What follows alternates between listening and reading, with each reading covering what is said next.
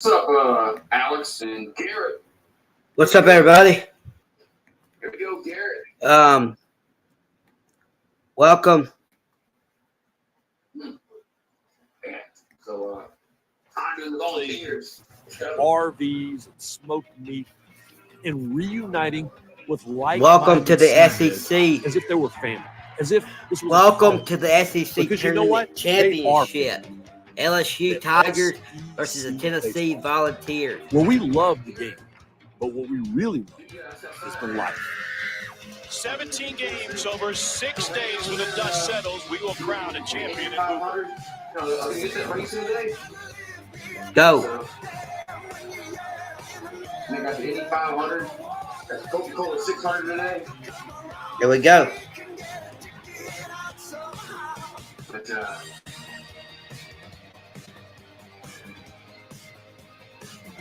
Tennessee and LSU with a title on the line. Indy 500 in today. Welcome to Hoover, Alabama. You're watching the SEC on ESPN and a premier matchup on this championship Sunday. Here we go, baby. The 11th seed trying to become the highest seed to ever win an SEC title against the regular season champs, the Tennessee Volunteers. Ballpark is packed. Time. It's been an awesome week. Attendance records, scoring records, probably home run records, and strikeout records. We're setting them all. Tom Hart, Chris Burke, Kyle Peterson, and Chris Budden down on the field. And this LSU Invitational seems to always come down to them wearing the gold and delivering drama. And boy, have they this week. Boy, they championship, started with a couple baby. laughers. They came out with a huge statement in the first two games. But since we have seen drama, Michael Braswell, their shortstop, beat his former team, South Carolina Gamecocks, with a big hit in the ninth inning yesterday. One of the most bizarre ball games you will ever see. But Stephen Milam, the freshman, ended it all with a walk-off homer. What a way to cap one of the best games you will ever see. LSU just keeps it rolling here. Winners of 7 straight to finish the season. And with the here we go. Yesterday, Chris Budden, I suppose we should not have been surprised that LSU. They're taking the field. Happens here at Hoover. LSU is involved, whether it's a rally possum, a fog game, a 17-inning game. And what we saw yesterday arguably might be the craziest that we've ever seen. So much so that you got to put it on a T-shirt, right? And that's what happened yesterday. Milam forever commemorated on a T-shirt with the "Ball Don't Lie." I asked him, what was it like when you went to your phone? He said, by the time I got service, it was 300 text messages. T-shirt. I want that. It's all about the merchandising. KP, that looked good on here we go. Just cut off the sleeves, I think. Yep. Good baseball looks good in orange because Christian Moore and Tennessee have led the way in this league this year. So Triple Crown SEC Championship. Toughest conference in the entire country. Here we go. RBI guys, he led the league in all 3. Last night, the numbers got even better. They put a batter's eye up in center field. It's intended to allow the hitter to see a little bit better. It works because he hit it right over the top. 440 to center, came off the bat at 112. Here we go, baby. The Tennessee offense is top 5 in the country in a lot of categories. Here we go. That's one of the big reasons why. Here's a look at the batting order for this Tennessee squad, which is tied for the national lead in home runs. They've connected on 5 of them this week, and they swept LSU 3-0 in their earlier meeting this season.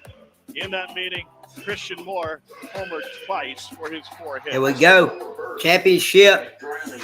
Nate Ackenhausen gets the ball for LSU today. Championship. Who knows? Both pitching staff's kind of on fumes at this point. Oh, by the way, the wind's blowing out. What do you got on? Let's go. It feels like Nate Ackenhausen had his coming out party last year in the postseason. And this is championship, baby. Let's go. So you would expect that it gets even better. He kind of fills a bunch of different roles. He's been good out of the bullpen. You can spot start him, which you're doing today. Primarily fastball slider. Fastball's got pretty good run on it. But he's been in the environment. He's been in a bigger environment. He was big in Omaha last year, so you would think the heartbeat's right for the day. And the day is perfect for baseball. Plenty of goals. Here's the pitch. Swing and a miss. Strike 1. 28 home runs for Christian Moore, not just the SEC Triple Crown, but 5th in the country in home runs for the Brooklyn native, and OPS over 1250. Over 1,000. 0-1 pitch. Inside. And the pitch is in. 1-1. 1 strike to Moore. If you don't know this Tennessee lineup, they have the greatest 2 home run hitters in the history of their program, hitting first and second. Moore is the leader.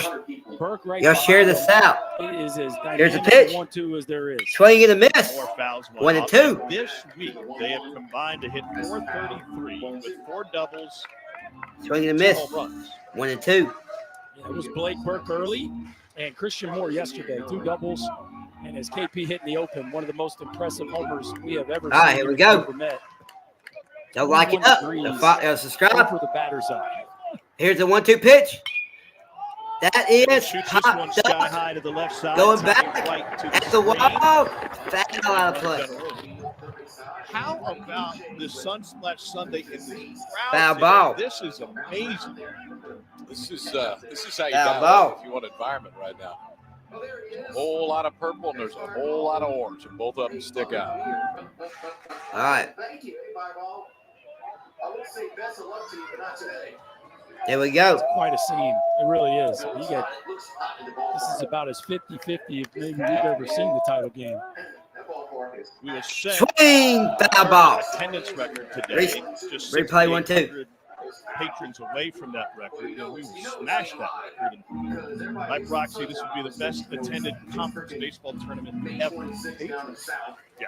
Oh, formally, we're in a place. Why not class it up as best we can? Well, the venue's going to be even grander next year as they've busted at the seams of this one. There will be even more seats next year.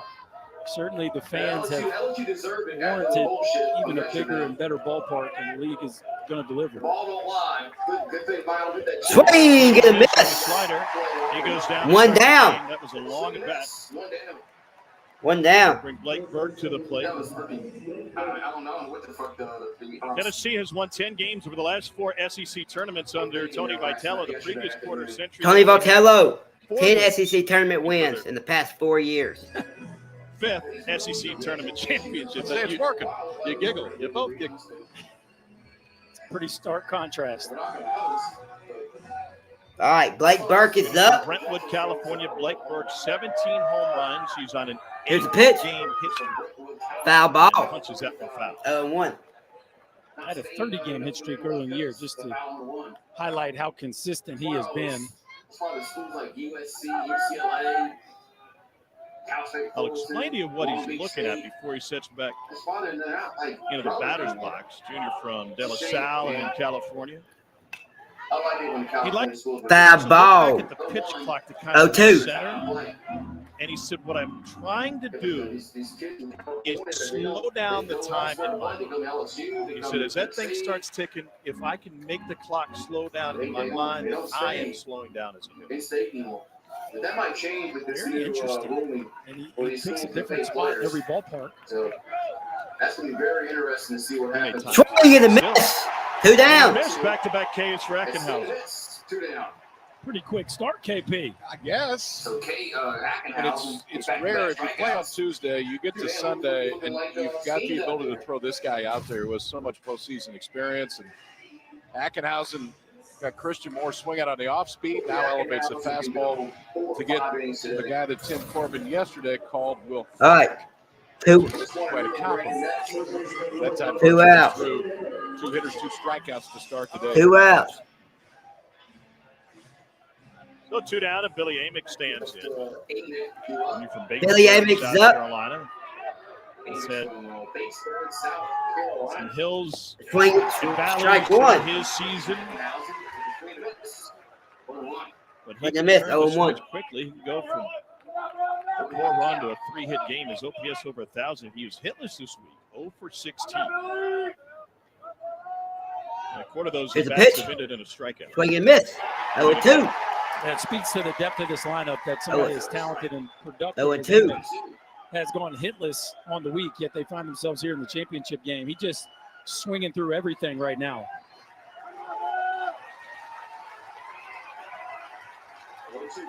Here's the pitch. Outside. Just away. Kevin 1-2. Sweeney has the plate today. And we got a 6-man crew, 1-2. a couple extra guys down each outfield line.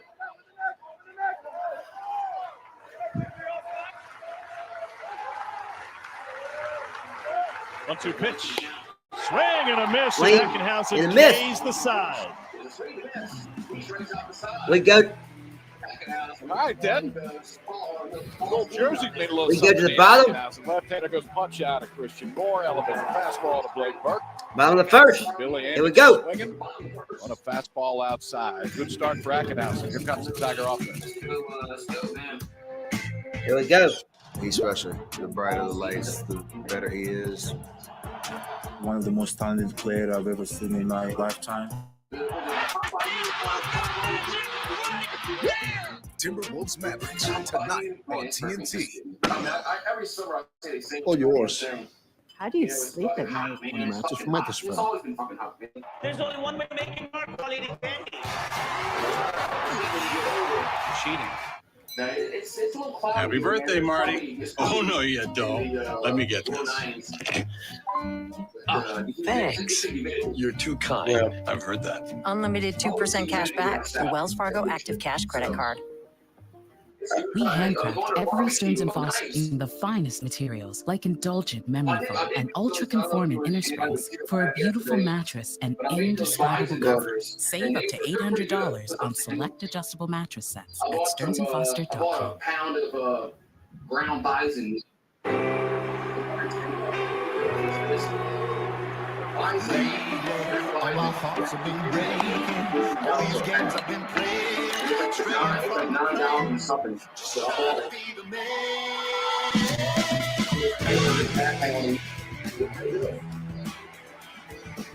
Home half of the first inning, LSU, the home team, in their sunflower gold jerseys, better known as championship gold. Christian Little's family's in the house. Might see him out of the pen later. Here's LSU's batting order. This team is on Here we go. a 7-game win streak. It coincides with Michael Braswell, the third, making inserted in the leadoff spot. Here we go. Power has arrived. Third most home runs in tournament history. They're averaging nearly 11 runs a game this week. AJ Russell. A.J. Russell back from injury, the 6'6" right-hander who was Tennessee's opening day starter, getting the ball for the Balls. He was pretty good that day, too. 4 1/3 against Texas Tech. He struck out 10, but this just his second appearance Here's a pitch. since the middle of March. Strike. They deal with a couple of 0-1. injuries, and oblique injury, and then forearm strain. They were very careful bringing him back, and just back this week. From the stretch to Braswell. No, Here's a the pitch. windup. I was wondering. Strike. Ball. Set up. Strike. He's 0-2. using every bit of the pitch clock, too. Yeah, interesting. First one was quick. Strike. First one he 0-2. held. We've seen more of that this year where pitchers have started to manipulate the time on the clock more than in year one where everybody was just getting used to it.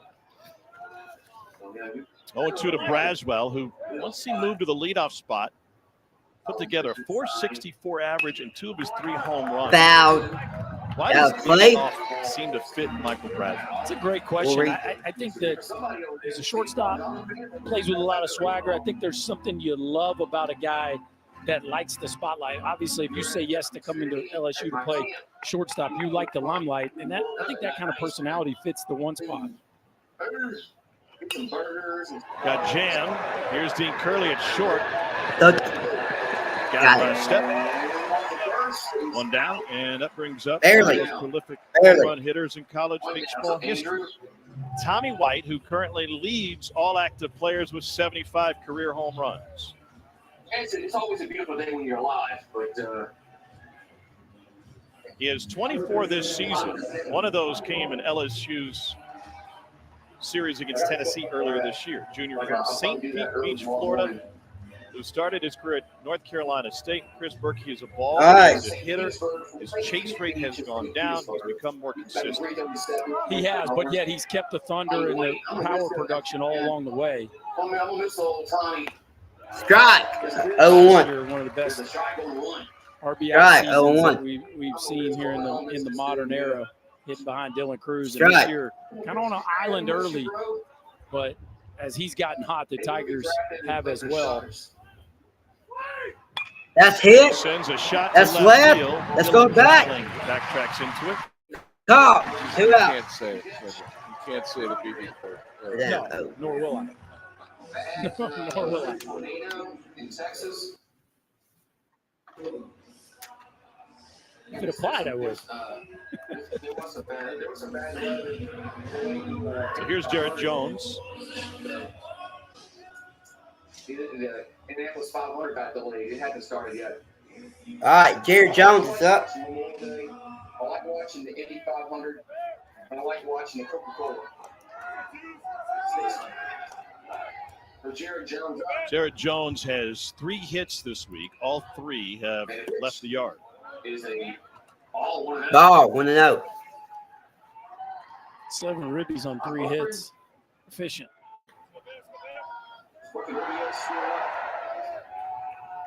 Shift on the infield, and the breaking ball misses. Ball, 2-0.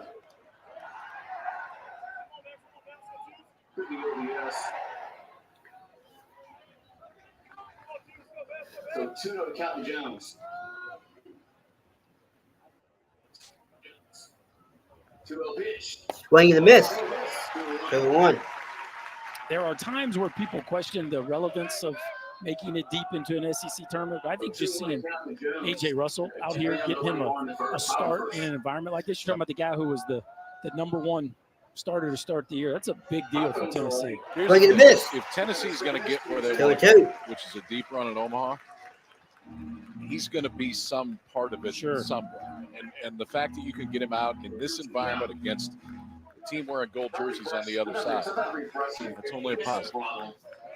Walmart. It's balls and 2 strikes to Jones. $1 billion corporation, and they can't fix their shit. It's 3-2. 3-2. You know, man. Walkers, man. $1 billion corporation.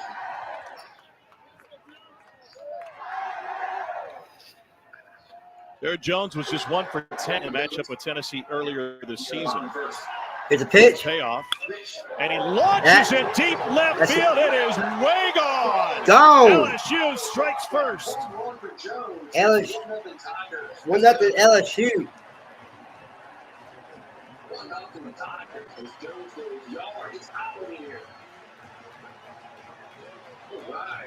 Mike, thank you. Welcome to Hoover, Alabama, where Jared Jones has just put LSU in front with a 471-foot solo home run on a 3-2 pitch. Hold on. Wait, what? Hold on. Say that again. 471 feet. There is a jet stream, and that is also one large, strong human.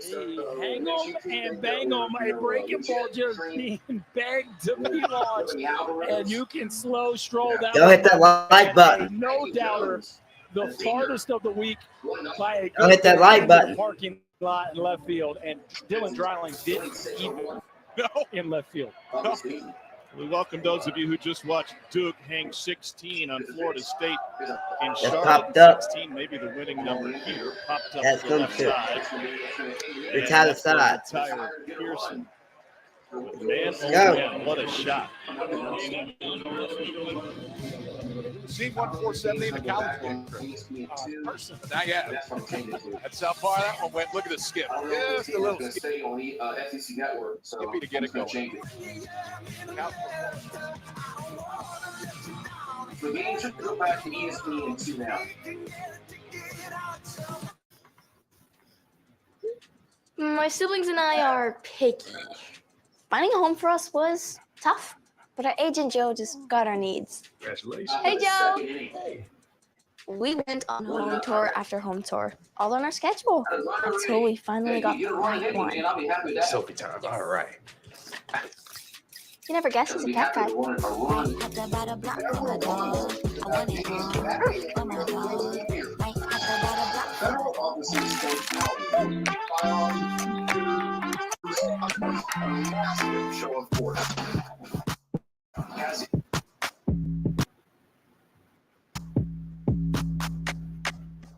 Trying to grow your brand using outdated tools or just quality? Stay on top of market trends with SurveyMonkey. Make some burgers tomorrow. Any kind of sales on smoked sausage or anything like that. Like, man, what factors do you put that on sale?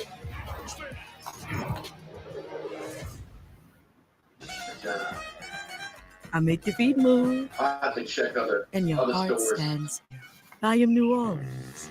I'm your town. Usually one has a sale, they all have a sale. Once you visit me, Because they all in you're part of What's up, Jimmy? Our crew services cars from bumper to bumper. Oil change, tire rotations, repairs. How was your weekend? It's Sunday hot. Welcome back to the 2024 SEC Baseball Tournament presented by Regions. From Hoover, Alabama, bedroom community just outside of Birmingham, and it is home to this tournament for more than a quarter century. The surrounding community supports it incredibly well. So do the fans. Tom, Chris, Chris Budden down on the field, a 471 run. Just because this tournament needed more offense, this is already the highest scoring. Yeah, and what a way to get it started, right? Barrett Jones has 4 hits here. They have all left the yard. That one, the longest one. Let me change it real quick. And the little skip. Let me change it real quick, y'all. Is that like the super regionals, which is like a best of 3? Tiger faithful, they are fully engaged in this one. It erupted. But, doesn't usually get that loud in the first, but we got a little extra juice in the building today.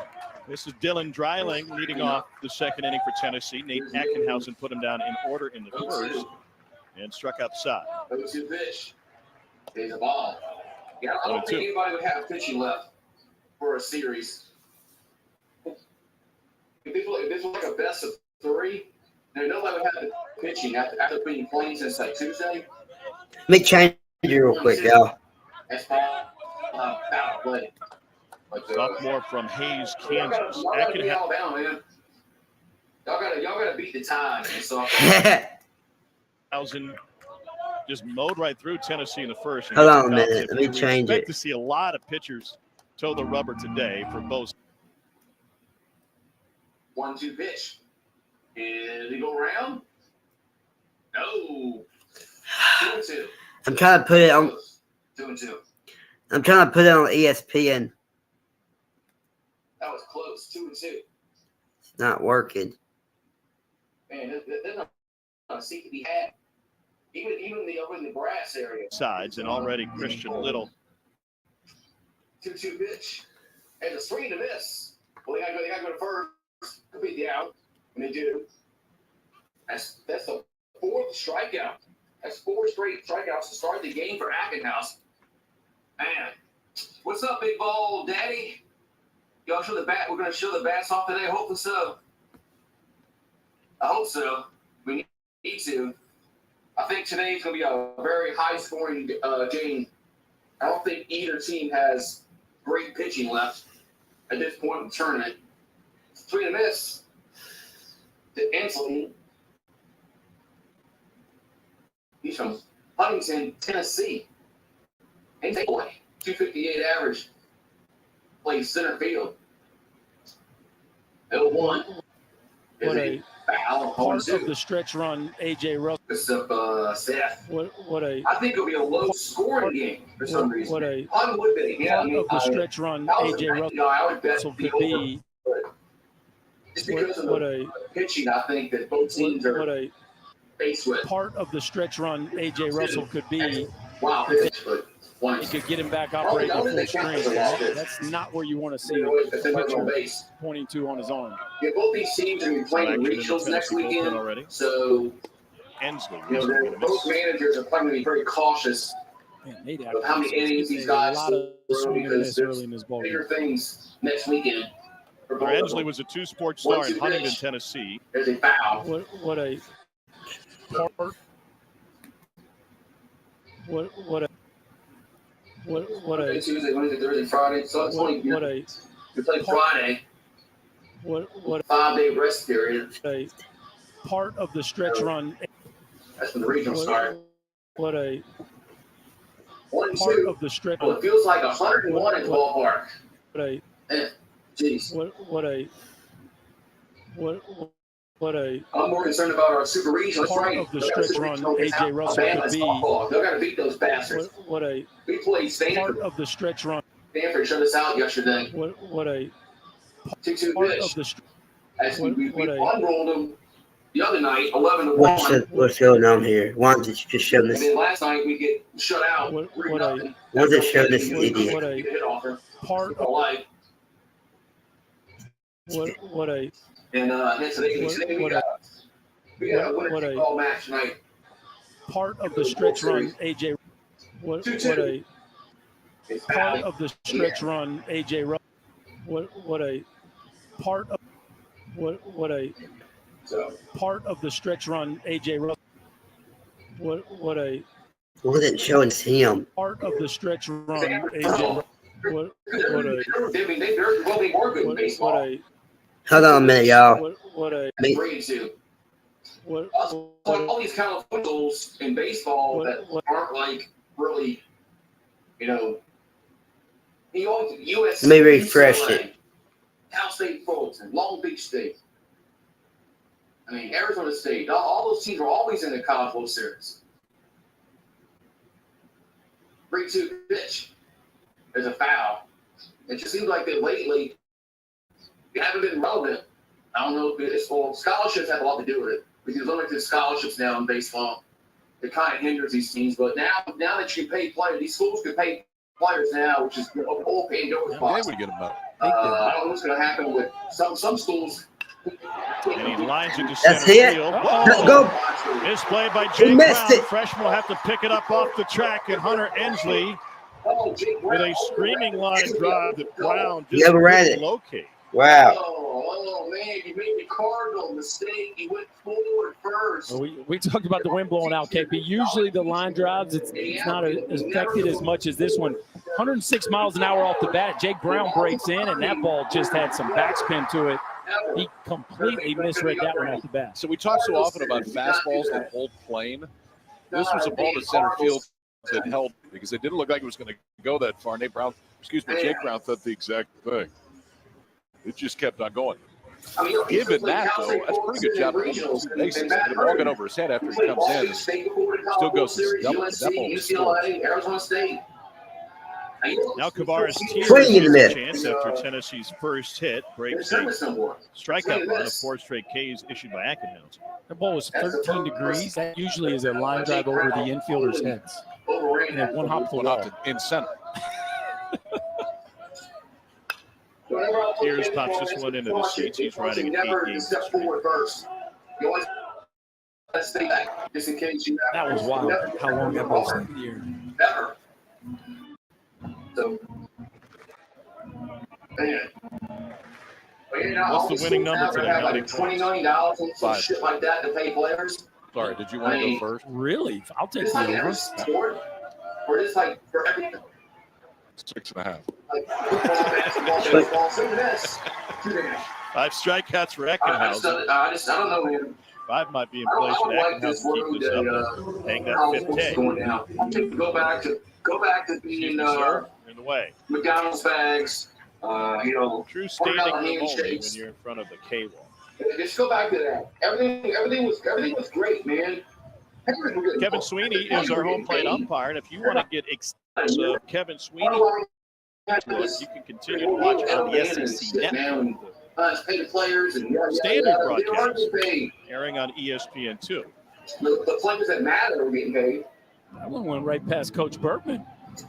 But now, Todd Walker's joined Coach Bergman and Coach Maneri in the LSU suite. Look at that group of LSU royalty. That's outstanding. And the commissioner joins us. Bergman and 6 national titles between smoke the Maneri ball and at? Skip, who just celebrated a Nobody birthday. smoked the ball back. 86 years old this week. Happy birthday. Fouling too. Awesome to see him in the ballpark. Yeah. Jeez, son. No surprise, Paul Maneri is I wearing a guess LSU doesn't like gold smoke shirt. the Remember ball his back team. anymore. I don't know why. He wasn't that bad as a manager. He just had to follow Skip Bertman, who won 5 national championships with this. I mean, he wasn't going to meet the 0-2 to Curley. I'm going back to smoke the ball. Flair outfield line, and that is foul. You did surprise me, though, KP, saying that Foul ball. this would be a low-scoring game. How'd you get to it? I got there by the way that Ackenhouse looks already and the fact that Little's up. It feels like Little's going to have. Now you know they're getting paid. Counter? I think we already said it. The wind's going out. Gusts up to 25 on a steamy day where we've already seen a 30-degree liner hit the center field wall and a 470-foot homer.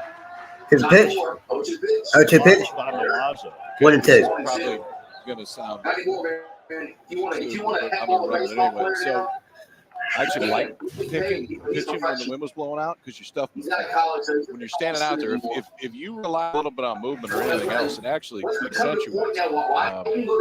So if you keep it out of the air, it's not a bad day to pitch. Your mistakes usually don't work out as well. Sting a bit.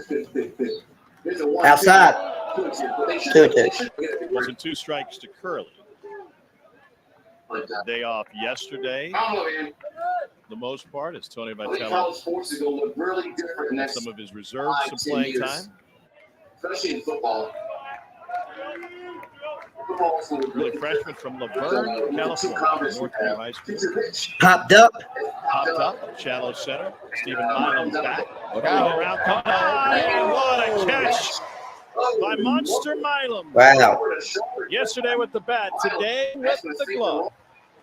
This kid's just a ball player. That did not look like it was going to end well. Fighting the sun, fighting the wind. Little Ozzie Smith basket catch. Do it, kid. Like Ryan Sandberg out there. What? Lowe's knows when you need a new appliance, you want it at the right price.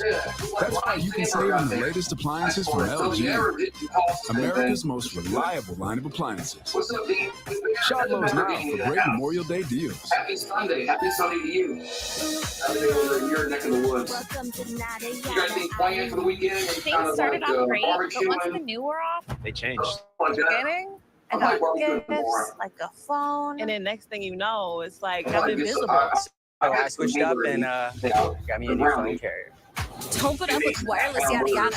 Now with Metro, get that new customer feeling again and again. Introducing Metro Flex. Free 5G phones when you join, same deals as new customers when you stay. Only at Metro. To help save our home, we stopped going on trips and giving each other expensive gifts. We handmade them instead. That one took me 3 weeks. Getting pre-qualified for a home loan was easier. It only took 3 minutes. I would highly recommend some ground meat. And we've got 27 episodes under our belt, 6 seasons of dogs smothered in chili and shrimp hot out of the fryer. Each time we land in a different town, we come for the food and stay for the people. Michigan's beating Houston 6-3 in the We fell in love with home all over. The True South Marathon is brought to you by Visit Severe. Welcome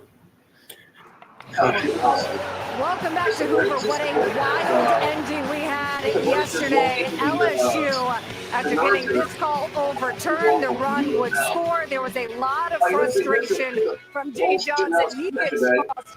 Isn't able to see the end of the game. This would put the first run or man aboard, and then comes Milam, and he does what he does, 2-run home run. The funny part, though, when Berkey and I were talking to Jay today, how'd you find out about the walk-off?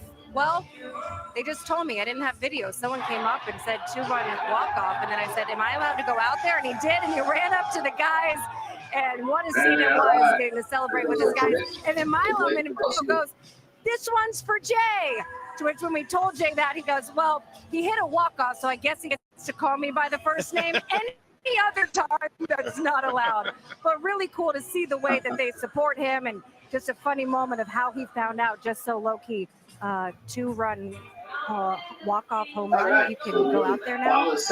Yeah, Chris, and the scene that unfolded. He told me it was a massive undersell. The LSU administrator who walked up the tunnel just said, I like my what? You serious? We covered a patio. Can I go? Hayden Travinsky. Not quite yet. Let's let the guys in blue leave first. New pitcher in the game for Tennessee is Dylan Moore. He faces Hayden Travinsky. Start the second inning. Second run from Jerry Jones if you joined us late.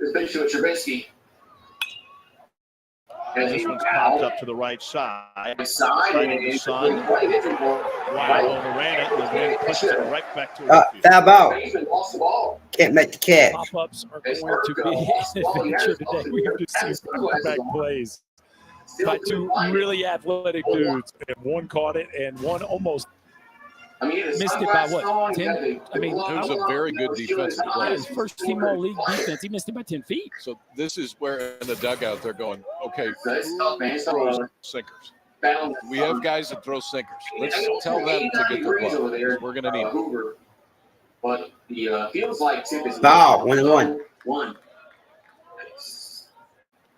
And they're all packed in like Dylan Lloyd, freshman from Pigeon Forge, Tennessee. They're packed like sardines. 1-0 with a 2.74 ERA. Pigeon Forge High School. There's a 1-1. It's 2-1. 2-1. 2-1. Berkey, what can we expect from this is one of their prize recruits. It's a fastball 89, 91. Likes the slider. That's a heavy fastball slider mix. He started 5 games for Tennessee. I thought maybe we'd see him on the bump out of the gate. That's what they say. 3-1. The strikes have been a bit of an issue with Lloyd. That's coming in 8 walks in 23 innings, and so it's not been a consistent strike thrower, quality strike thrower that they'd like to see from him to start earning more quality SEC outings. Hey, Travinci sends a line drive to left, sinking and caught, and then squirted out of the glove. Didn't make the catch. A single by Hayden Travinci. Travinci with a sinking line drive reaches start the second. Man. This outfield position. Yeah, that's what we're talking about. I don't really understand with the wind blowing out so much. I mean, he's 10 feet from the track. Yeah. Why would you play so deep? Hit well over your head is a homer. And we've seen Dylan Dreiling make that play throughout the course of the year. It did everything but finish it off. But this is the risk when you hit the ground. The ball can certainly pop out. I understand the instinct to play deep because of the way the wind is blowing, but you gotta ask yourself, like, is any ball over my head staying in the park? Here's last night's hero, Stephen Miles.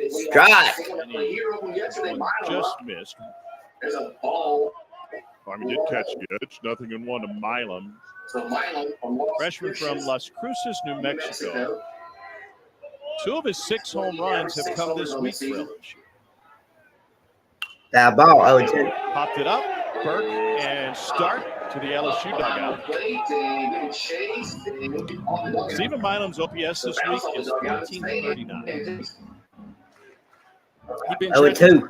This is a young man, switch hitter, plays with a ton of juice, highly skilled, but like many freshmen in this league, kind of took it on the chin first half of the season, similar to the whole team.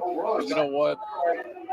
He kept playing. Yeah. And they kept putting him in there. And now you're seeing the fruits of it right now. He's had a great freshman year.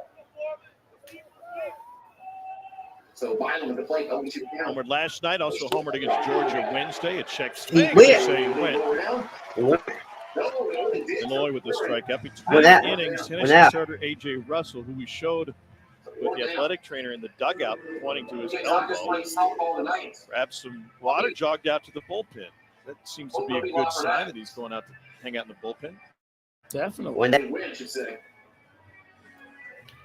I mean, they were going to limit him anyway today. He wasn't going to go more than 2. So one down. Structurally, they checked it out and everything looked fine. It may have been that they just wanted 1 inning now.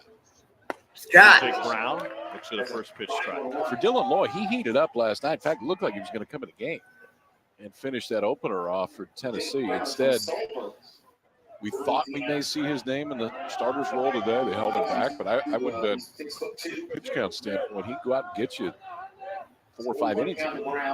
Popped up. One attempt is pushed foul. Up in the air, but foul. Luckily, with foul. 0-2. That's not how you're supposed to ball. 288 average on the season for the freshman, who is batting 500 this week. There's Russell. Out there hanging out. Just wanted to be with the pitchers, I guess. Okay, Alan Red. Alan Love. Yeah, I'll be here tonight for the LSU softball game. Hopefully they can win and go to the College World Series. Brown got plugged into the starting lineup game 2 of this tournament. Brown. 1-2. By Jay Johnson. That was a Georgia game, and he announced his arrival with a home run. Again, 2-1 over Florida. 1 ball, 2 strikes. So 1 ball, 2 strikes to Brown. Freshman from Sulphur, Louisiana. Swing. Miss on the breaking ball. Miss. Back to the K's for Dylan Lloyd. That one looks pretty good. Two down. Leadoff single. Leadoff single is Travinsky to left. It'll punch out. The first out of check swing. This one not easy left on left. He's flashing a good slider so far today. I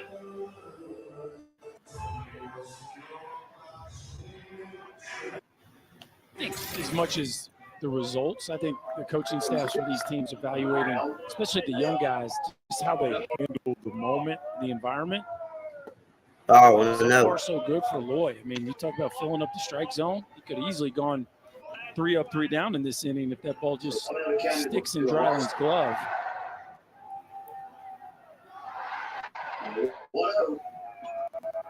Burke playing behind Travinsky over at first.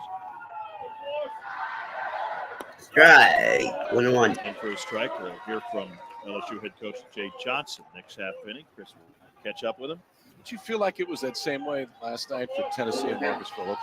And not that he came in the game, but the fact that they left it. And he got 9 outs at the end of that. Bumped 100 on the dot. Swing and a miss, and one in the dirt. And they allowed him to stay in long enough to work around some trouble. Yes. Yeah, I mean, that's the biggest thing because you got to have it sometimes. And if you can figure that out in this environment, that's a huge step. Coming into this week, he had gotten 1 SEC out. Marcus Phillips. He got 9 yesterday against the team that has been swinging the bat really, really well in Vanderbilt all week long. Why are they so vocal? Big time yesterday. I'll never 1 on, 2 out. Larson fights this one off down the left field line foul. It's to left, and it's going to be a foul ball. What about the play of Ashton Larson and the ability for Jay Johnson to give young guys an opportunity coming off of a national championship season in which 13 guys were drafted, including the first 2? He needed them, right? There's some returning guys that they gave the first crack to that just didn't quite live up to expectation. Ashton Larson really got his start, his real chance in Knoxville against Tennessee and put together some quality at bats, and they just haven't been able to take him out of the lineup because he just keeps stringing together good ABs.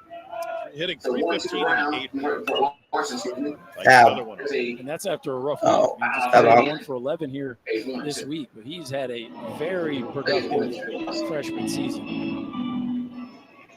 They start him early in the boot, don't they? That's awesome. 1-2 count. We're the same bib KP had on at dinner last night. Safety first, Tommy. Here comes the 1-2. It's like the shirt has already been spilled on. And the 1-2. Line drive right at Christian Moore. Line out. And that'll close the LSU second. 1 hit, 1 left. We'll hear from Jay Johnson in just 1 minute. They do not score. At Ace, we know not all got paint a third. is created equal, so we do it right. Start with our most durable paint. Only Ace has this collection of premium brands like Benjamin Moore, Magnolia Home by Joanna Gaines, and Ace premium service and quality paint that stand up to the test of time. Around the block, what you need in stock, with service so good it's guaranteed. And right now, buy a gallon of Magnolia Home or Clark and Kensington and get the second one 50% off. Ace is the place for helpful hardware, folks. Full speed, come on, way to go.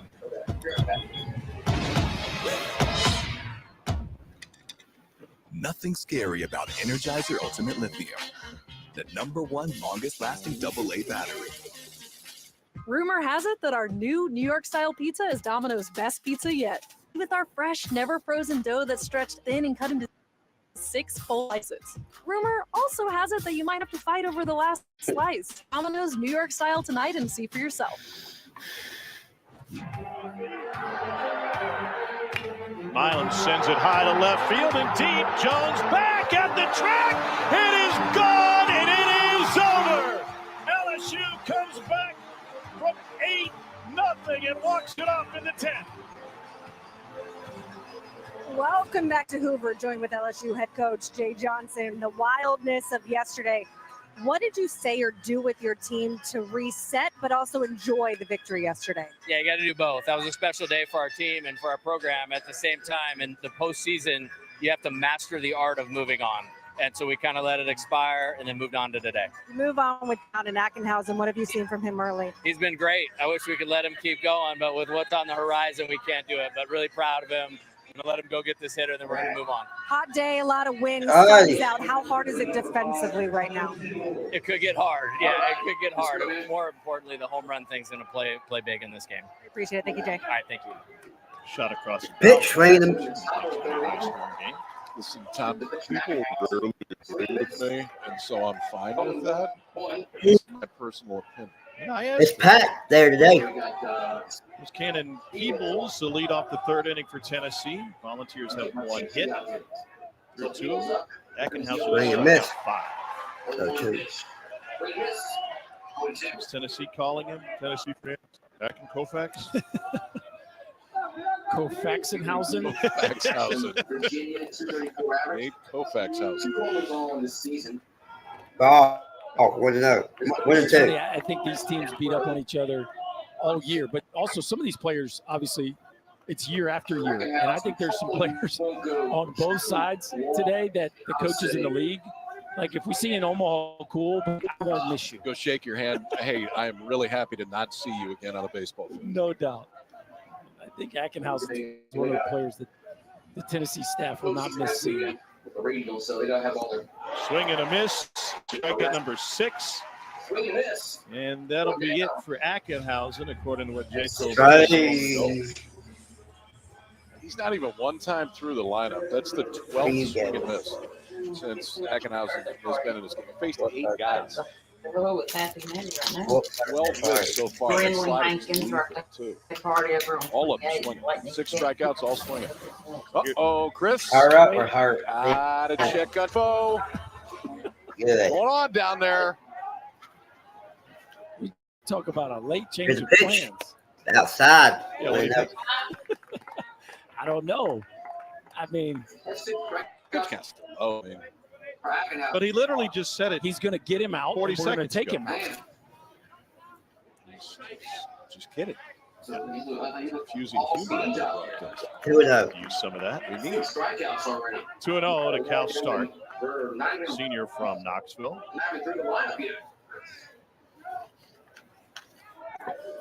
Cal got yesterday off. It was a 6-4 Tennessee win against Vanderbilt. Hey, so Tommy White's freshman year at NC State, his defensive run saved was a negative 3.6. Means by him playing third base, it cost him 3.6 runs over the course of the year. This year, it's 6.5 to the positive. Best in the SEC of any third baseman. That defensive change over the course of 3 years, first, is massive. But second, it's going to make him even more money. You know the hit tool's there. But from a major league standpoint, now you start looking to third base, and I know he kicked the ball here, but he's only in 3 years in the entire season. It's a huge turnaround for White, and it's a giant shot in the arm for LSU. He's healthy. Yes. No pitch. 5 days after the College World Series, Tommy White had band surgery at a shoulder injury.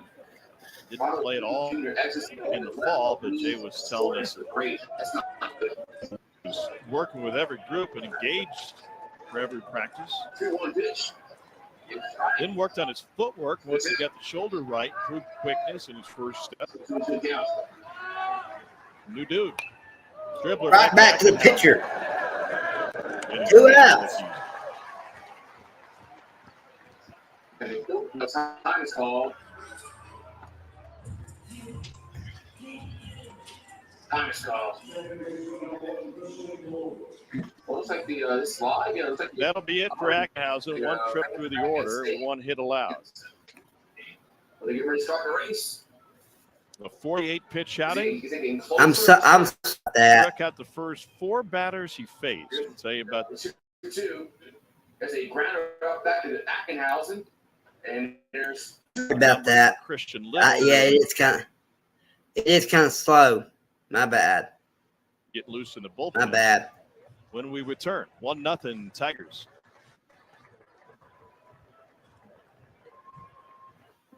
How do you spot a high-performing team? Is it the way they can tackle complex challenges that stands out? Is it their ability to concentrate on little details while staying focused on the bigger picture?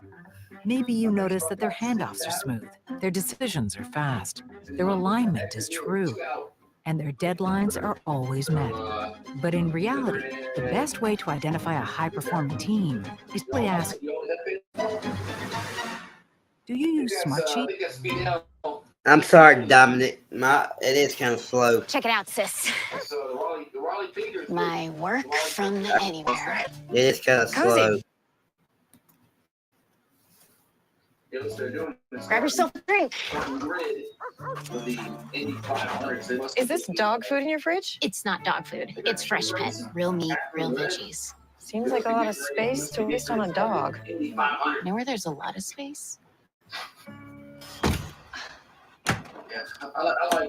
You're all the family I need. Fresh Pet. It's not dog food, it's food.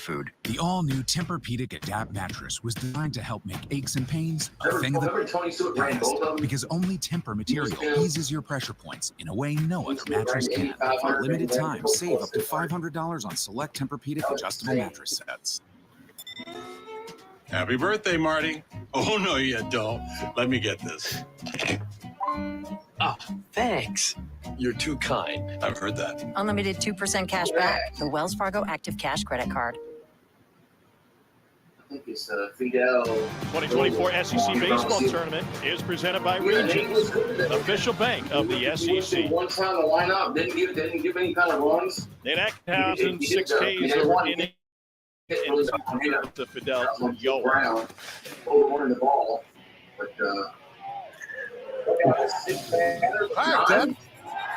Go ahead and strike out 6 the first time through the lineup. That works out pretty well. They're all swinging. 12 swings and misses first turn through the lineup for, what was it, Koufax-Housen? Koufax-Housen's out with 2 2/3, 6 strikeouts, 48 pitches. He will be a major factor if LSU is going to make a run through the postseason. This guy All right, Fidel Lolia for the 18th time this year. Fastball slider combo. Fastball's mid-90s. Slider has a lot of swings. Christian Moore is 0 for 1. Strikes. 0-1. Strikeout swinging to start the game. All right, so Fidel from Lodi, California. 28 home runs of the season, tied for 5th in the country. 7.8 ERA. Here comes 11-2. There's a strike. 0-1.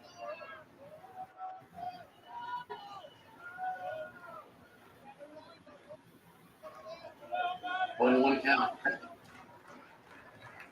Breaking ball fouled straight back. Another strike. 0-2. Throw it there again. 0-2 hit Christian Moore. That one, Christian Moore can hit a long ways. Hanging breaking balls, you usually don't get a second chance with Mr. Moore. That's popped back out of play. He's 0-2. Hopefully Fidel can get it to like in the 6th inning. Appeal is denied. Yeah. No. Shaking his head. No. Moore's getting a little Soto in him down the stretch. Like the takes have become more and more 0-2 animated. Is down low. He does. Then dinner field first. And great a lot of energy, and he smokes one to right field. A base hit. That's going to be. Going for Christian Moore. Smothered by base hit.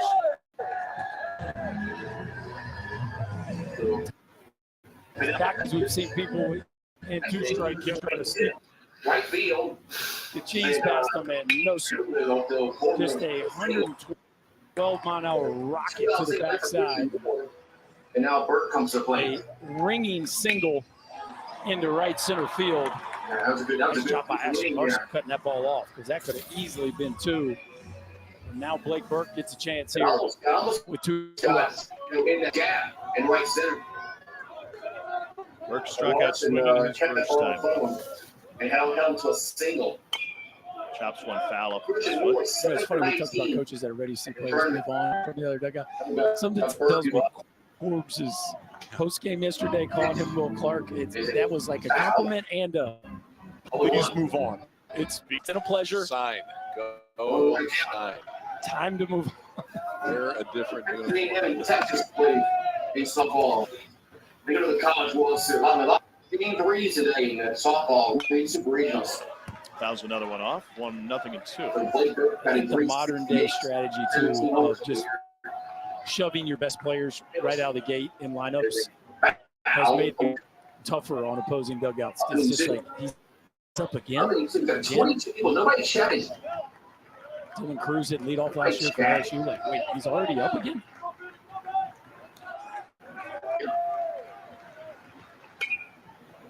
These two focus guys. Burke focuses on the pitch clock. And Del Ulloa said in the postgame the other day that he's picked out the comma after Hoover on the facing of the stadium. Center. I think it is. I think that has something to do with the algorithms. We're trying to read up on that using. Burke flips this one into the seats. Chris told us that he used to look down at the lettering on his bat to kind of refocus. Do you have something that you used? I try to find somebody that stands in at nachos. Just kind of look all the way around until I found it and I lock in on it the entire game. All right. Yep. You were first round. It was a kid yesterday. What if you couldn't find it? Would you move on to hot dogs or chili dog or popcorn was down on the list, but you had to get that far. Blocked by Milazzo.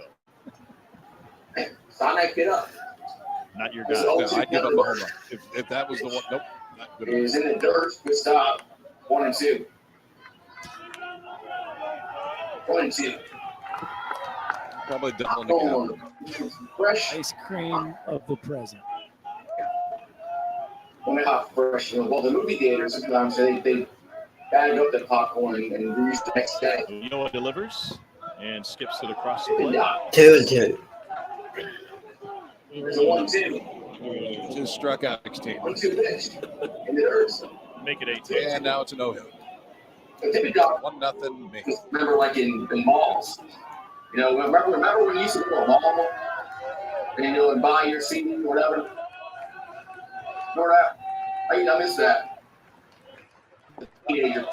3-2. Now, man, kids nowadays don't never experience a mall. This is a dangerous part of the at-bat right here. And we're seeing the growth of Blake Burke. Last year, he would have offered at the last couple of sliders for sure. And now it looks like he's on it. It'd be very interesting to see if Ulloa goes back to it or tries to sneak the heater in here after a few breaking balls that haven't been on today.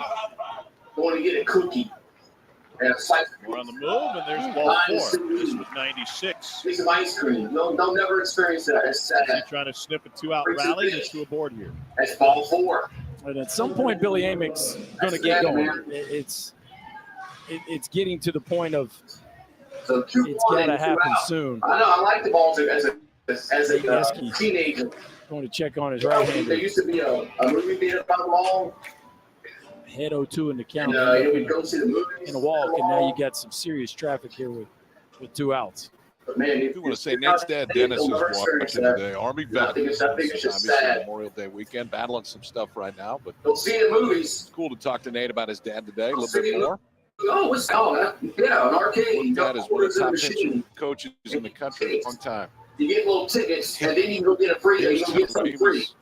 Because he ended up as the head coach last night, but Jay was asked to leave. Well, it wasn't free. And asked they're reviewing. They're telling them, listen, if we have fun, this is what you got to take it off. This is where you got to go after that. Maybe that's when Milam was so confused and thought that he was getting a bunt sign right. It was interesting. Now it's like getting Yeski's casino. His view of what happened and you get a player's card. Play and the challenger. That's my money. That's what they're trying to do. Oh, yeah. That's free shit. It's not free because he kind of sees the whole thing different.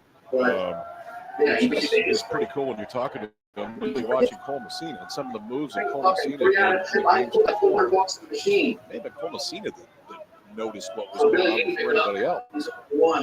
Swing and a miss for Billy Amick, who went down swinging in the first and is now 0 for 17 this week.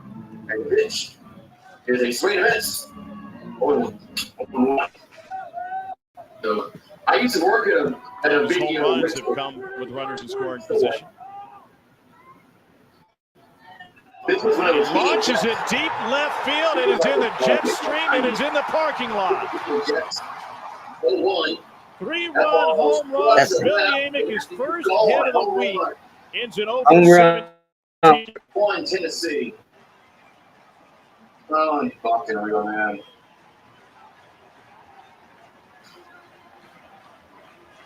Home run, Tennessee. Home run, Tennessee. That was gone. Off the bat.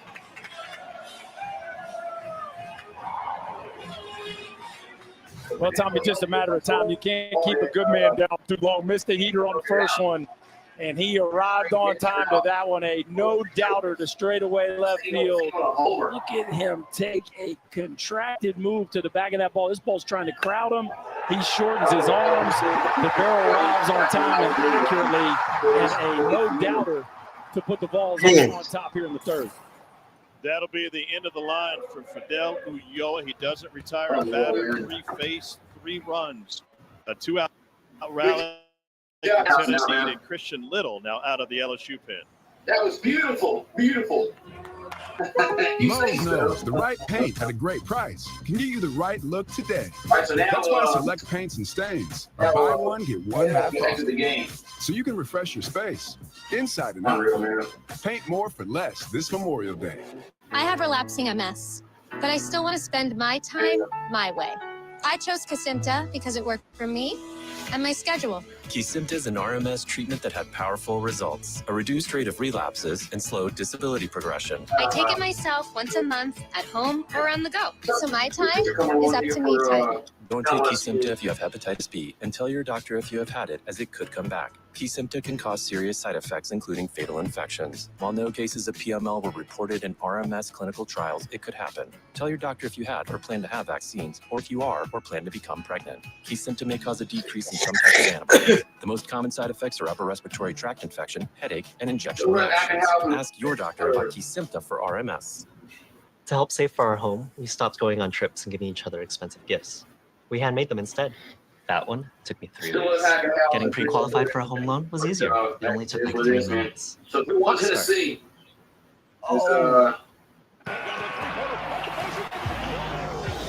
Give me that gooey, crispy, crunchy, mouth-watering. Give me that creamy, meaty, topping, pepperoni popping. Give me that crispy coating. Better get you some. Fidel Ulloa. Can't get it out. You're watching the SEC ESPN from the Hoover Met in Hoover, Alabama, and it's jam-packed. Tomorrow noon Eastern, catch the NCAA Tournament Selection Show on ESPN2. And tune to the S Network at 2 o'clock as the SEC Now team will break down the road to Omaha for all the SEC teams. Could be a record 11 out of this conference, as well as preview of the upcoming regionals. We will know the host sites later tonight. Get back to the photo in just a minute. Figure out who Chris was so mad at because he keeps showing the same one every year. All right, so 3-1 Tennessee. Christian Little back out, who's had kind of a resurgence this year. 17 years old, he was pitching the College World Series in a different uniform. Was it Vandy then? This year, really the back half of the season, don't look at the numbers because it's not aligned with the stuff. They started throwing the cutter a lot more. The cutter's a real pitch. He can still run it up 96, 97 when he needs to, but you're going to see a lot of cutters. Dylan Dreiling at the plate for LSU. Chris, you guys talking about players that focus on things. Dreiling did the same thing when he would practice in high school, wanting to change his stance, particularly his grip, to loosen it up. So he would listen to Tupac, for whatever reason. That was the music that calmed him, and he would relax his head. I don't know that rap music is really what would relax people, but teach their own. Well, the Dear Mama track would be one to slow things down. He also can't really name any songs. Yeah, he's on the mound now. Wonder how he feels about Biggie. Little takes it and just takes it himself. Why not? Final out of the inning. Back a little, and one unassisted. To run in the bag. That's where time to stop. Blaring and Hayes, Kansas. Something just doesn't mesh.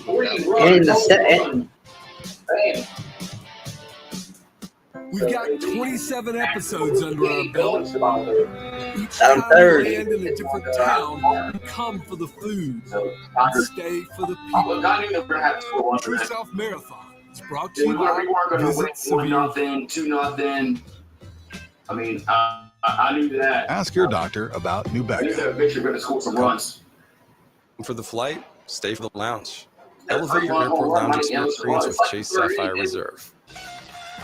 Team is far from Feet move and your heart I was stands tied still. up.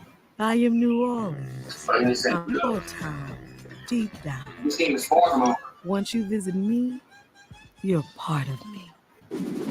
At Olive Garden, our lasagna is made with layers upon layers baked to perfection. Pair that with our never-ending first course. The Garfield movie, exclusively in theaters. Actually, for me, I was able to have the funds pretty quickly, use those funds immediately. It was great. It was easy. Yeah, I think and Beckenhausen felt very secure. should have pitched off. And you could have replaced it. I'm not the manager, so what the hell I know. But they are calling Baton Rouge. They're on their feet. We may just set a single game attendance record today. We will set a tournament attendance record. You know, it's not his fault that Fidel couldn't get it figured out. These fan bases are all sorts of fired up. The single game record was set in 1999, 16,165. The Hoover Met all-time record of 16,247. You guys can probably guess this was set in the summer of 1994. It was the second to last home game for one Michael Jordan. So 16 was the most MJ packed in here? The catcher number 11, Alex Malone. We're beating that today. They're scared at least today, that's for sure. MJ, take it back seat. But I know this is their. This is Alex the Milazzo leads off. Park, so they might not. They probably won't do that. Oh, start trying to. They don't want to put two All things together Dylan because Boyd. this is a double-A park.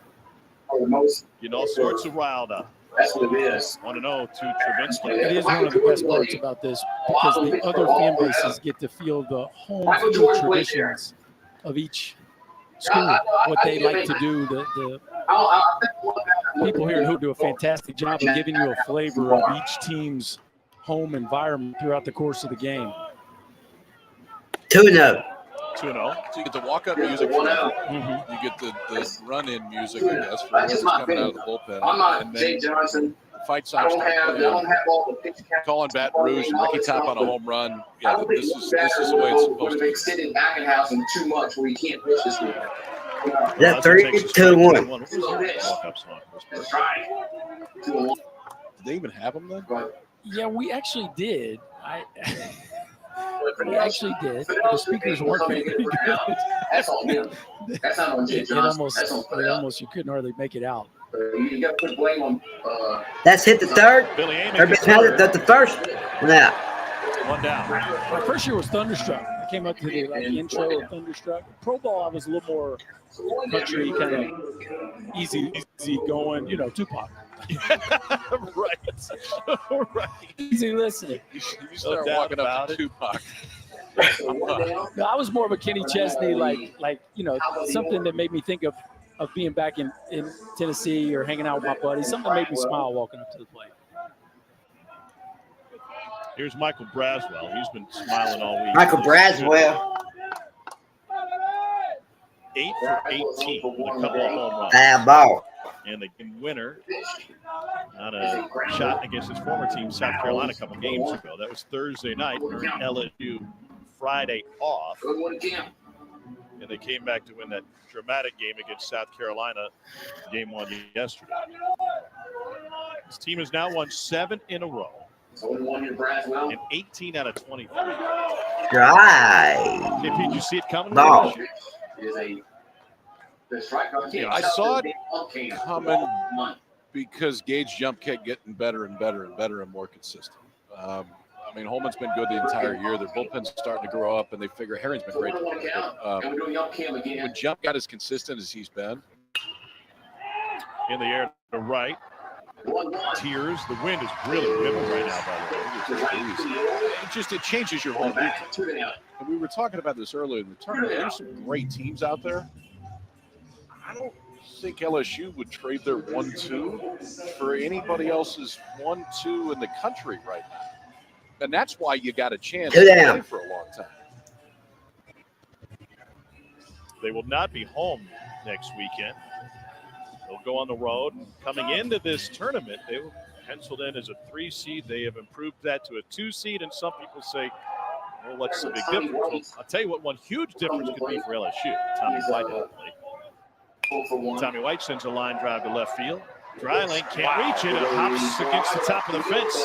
And Tommy White will stroll into second with a 2-out double. Double.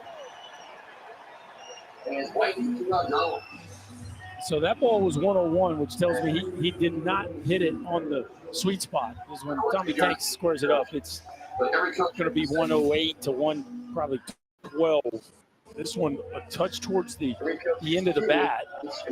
And again, it's what we talked about earlier. Like pretty much any ball hit well is going to get over your head. And on a ball that wasn't even squared up all the way, that ball still short hops the wall. Now here's that man again, Jared Jones. 471-foot home run is time up. They will potentially walk. As far as being a 2-seed or a 3-seed, if you win your regional and there's an upset across from you, then all of a sudden you have a chance to be home that second weekend. And we know the home field advantage for all of these SEC teams, but perhaps LSU allows, if not the greatest. If there's a station doing the UpCam, then the prior turn it on late, but even then, 27-9 at home. While it's not the best record, this late surge gives more of a home field advantage as Josh Pearson stands. It also feels like a little thing, but just that first game, 2 versus 3, you're the home team. Well, the sport gives the home team an advantage like baseball does. First pitch strike to Pearson, who popped up the short last time.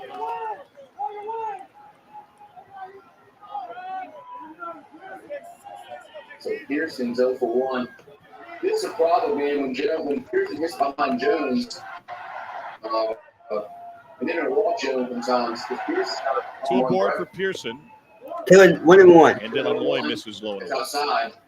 And now Pearson, and his batting average is horrible. So. This guy's come up with some big hits in his career. Junior out of Western Monroe High School in Louisiana. Comes from a baseball family. How's that one to the dugout? That ball's 1-2. Brothers John and Jacob. Jake was a third-round pick of the Angels. Well, Jacob was hitting. Little old Josh was pushing around one of those Fisher-Price bats, waiting for his turn. Sisters, good football players. So 1-2 count here to Pearson, got 2 down, 2-1. Well, Maneri's in the building today. Pearson committed to Maneri before his freshman year of high school. Here's a pitch. 1-2. Foul ball. That one's poked foul. It is foul. Back in the day when you could commit that early, that has changed. Todd Walker, Paul Maneri, and Skip Burtman, LSU royalty. One of my favorite LSU Todd Walker stories was his first week on campus. Burtman told all the hitting coaches, nobody's allowed to coach Walker. Just throw him batting practice. Let him hit. Get out of the way. Talk to him. You bat in this time lineup. If you can't hit with guys on base.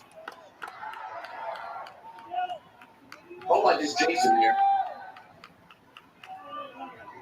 Swing and a miss. Big strikeout for Loy, working his way around the Tommy White double and the intentional to Jared Jones. No runs ahead, a couple left on. We'll talk with Tony Vitello when we return. How about Dylan Lloyd? He's been great, man. I mean, heats up last night, doesn't come in the game. Now comes in the second, punched out 2 in the second, 1 in the third. Now 2 scoreless for the young lefty.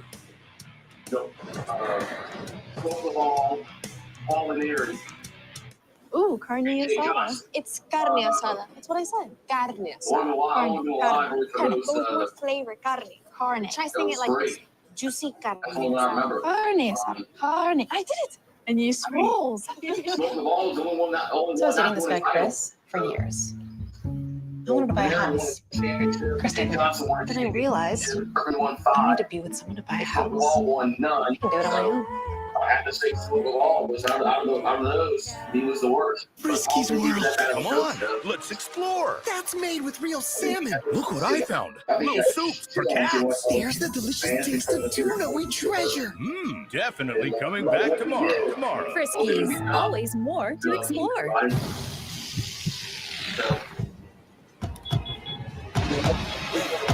Nobody was going to be happy to throw the ball.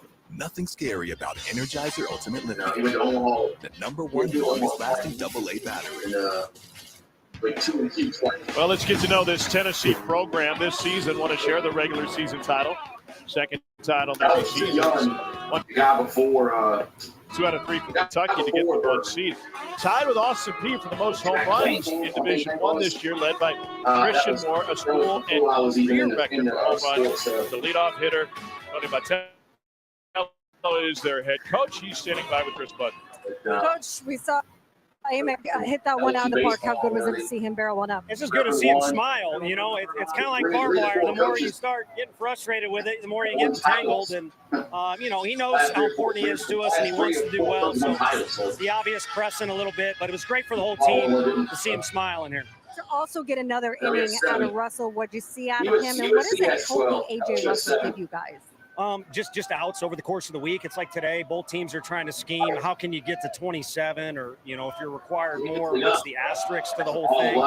So for him to just give us 3 outs is enormous. It could just be 2 outs. I'm not a statement. Done okay without him, but he certainly adds to the mix.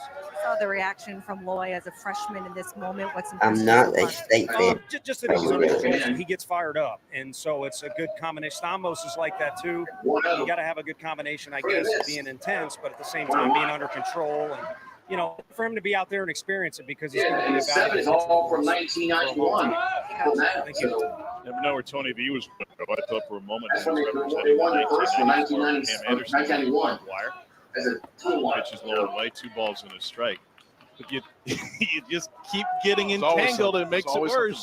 Then you're over 17, and then you hit a 3-run monster. All right, 2-1.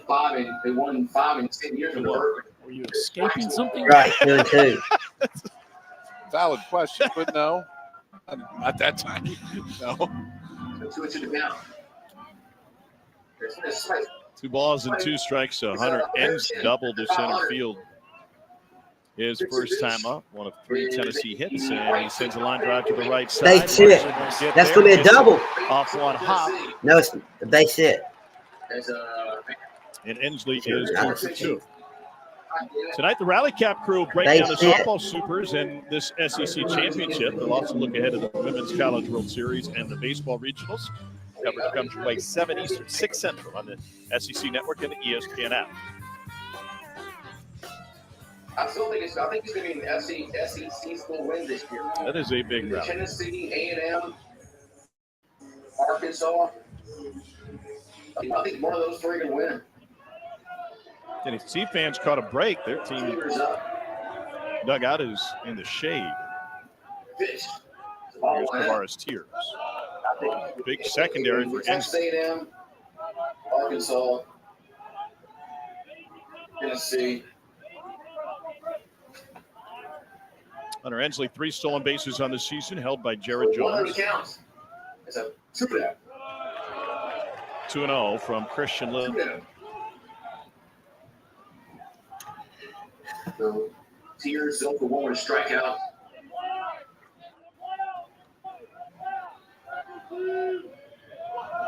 And 2 for Little is a swing and a miss. Swing and a miss. 2-1. It's interesting to see. He's got Ensley on at first. Tears was a finalist for Tennessee Class A Mr. Baseball with Ensley and Blake Tidwell, former Volunteer. Tavares is from Lewisburg, Tennessee. 2-2. So that's actually the cutter. I was talking to him before the game. He tweaks the grip a little bit and adds depth to it, or else if he wants to flatten it out, so if you're trying to steal a strike with it or something else,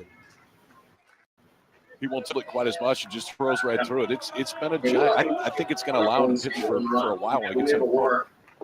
Swing and a miss. The grip from the slider to the cutter or fastball to the cutter? It's really the same thing. So it's the same grip as which? as the cutter. So essentially, it's the same pitch. He just manipulates it different. Did I screw that up? The slider and the cutter are essentially the same grip. Yeah, well, it's essentially the same pitch, I guess. So yes, it is the same grip, but then it's at release and he changes. It's clear as mud. I'm saying right now, but basically, at release, one, he throws straight through the baseball, and if you offset the ball in your hand and throw straight through the baseball, usually that's a cutter that goes side to side. The other, he tries to get more on top of, but the grip is identical. Got it now? Just at least this time when you looked at me, I responded to you. So we're making progress here. Baby steps. Oh. So one down. God. We got to clip that. Send it to all young pitchers out there. They'll be totally dialed in. Just made you better. Just don't send it to any young broadcaster. Here's the kicker, though. He's still throwing 98. Like the cuss gotten that. How we just like tell me who's hitting and where they went to high school. I'll do the rest. I think 282, 9 homers on the season.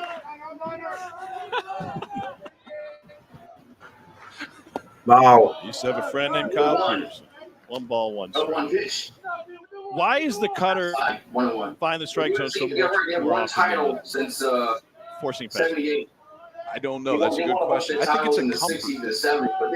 He's gotten really comfortable with it. Cutter is not a difficult pitch to throw because mentally you have to think the same thing as a fastball. You just offset the baseball. USC just been not relevant. I'm sorry, that was kind of mean. Forgive me, I need a moment. In case you're curious, Dean Curley went to high school in Northview, California. Yep. 1 and 2. In 1998, we were in winners bracket. A cold front comes through Nebraska and turns the wind around. And that'll be 2 balls and 2 strikes. I don't think we're friends. They're going to start thinking y'all aren't friends. I mean, they it's double dip us. And then they just tell that you to beat Arizona State. Yeah, I'm sorry. Fishing friend, both go days, and we are on day number 6. Yeah, I know it's freezing. 2-2 to Curley. I don't. Blocked by Milazzo, but still. Hensley able to scamper down. Got him. I'm sorry, y'all. Maybe my Wi-Fi. The guy is as agile as any catcher you will see. It's just the fact that he was able to body it up. Look how quickly he moves to the side there. That thing just. I know it's freezing. Ricochets. It's messing up. I know. Little on the pad, little on the shoulder. Just wasn't able to deaden it enough to keep it in front to be able to keep the runner Ensley from advancing. Man, he can move back there. Curley showed some power early in the season, but he's been stuck on 9 home runs for a while. Swing and a miss. Back-to-back 2 out. Is it again? Is this the cutter? It's cutter. It's going to be 88, 89. I've been having all these jobs for decades. A bit more depth. That means, Chris, as I explained just a moment ago, that he just gets over the top of that one a little bit. A little bit more top to bottom. I kind of like the chain game. Just get over the top. That's the key. No, that pitch really, I mean, look at the whiff rate on that thing, 40.5%. He throws that cutter. It is, as you say, Kyle, really changed the His way pitch. he performed down the stretch. Strike. 0-1. Does it have to be paired with the four-seamer to be as impactful? No. The best ones have. Look at Rivera. I mean, that's basically all he threw his entire career. But if you go sinker cutter, that's a fantastic combo as well. They're going opposite directions. Swing and miss. Well, specifically for Fish and Little, do they play off of each other? The four-seamer and the cutter? Yeah, I mean, I think you can. Command's the key, right? You can make any of those pitches pair so long as you're putting the ball where you want to. But I think to KP's point, the fact that he can still throw 95, 97 miles an hour, you have to start a little earlier. And then when that cutter takes a late left turn, it's just a tough pitch to handle.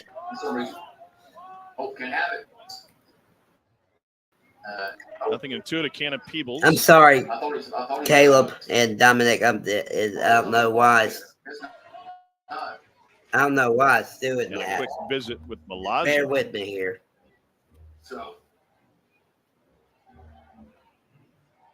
Cannon Peebles out of Hanover High School, Kyle. and then started his college career at North Carolina State. But they should put something in the football where it triggers when it crosses the pylon. That way you don't have to know, oh, did it cross or not? But they don't. They don't. I guess they can't do the. I guess the technology isn't available. Inside. 1 and 2. It's inside. Just like Some hard, Chris Budden, Cal Peterson out of Creighton Prep in Omaha. How come we don't have any clear pictures of Bigfoot and UFOs? Lost your baseball card. I apologize. I know why. Hard to find. But there's a one. Line foul. Hey, I don't know if it may have been before us. That sounds a little weird, but I went into it was like a baseball card shop in Omaha years ago, and I was going in to try to get something for my son, and there in the back, I'm Chris Burke baseball that they were trying to sell. In the back? It wasn't like right in the front? It was not right in the front. It was in the back. And I knew the guy, and I grabbed him and said, do me a favor. They had a little sticker on it. It was like $20 or something, way overpriced. Well, the ball's 18. I had him change it. He changed the price to like $1, and then I took a picture of it, and I sent it right back to him. This whole deflation thing was real. You heard it? That's Bigfoot. That's Bigfoot. There it was. About 3 and 2. That's funny because my dad and I in Omaha went to that same store and we found a Kyle Peterson ball. And my dad said, oh, I really want that for my office. It again was like $25. So we bought it, sent a picture to you. The label has your name spelled wrong on it. Who is this, Parkinson? About 4. And Cannon Peebles reaches. Chris, why did you force your dad to spend the money? You could have just walked the baseball to Kyle Peterson. He would have only charged you. Well, it was either between that. I also have Ben McDonald's rookie card, which is probably worth a lot more. Yeah, you win there. Yeah. Did I spell my name right when I signed it? It was kind of illegible. You can't do that, man. They can't have that shit. Here's Cal Stark. The minor league football. Yeski out to the mound. I have a visit from Christian Little.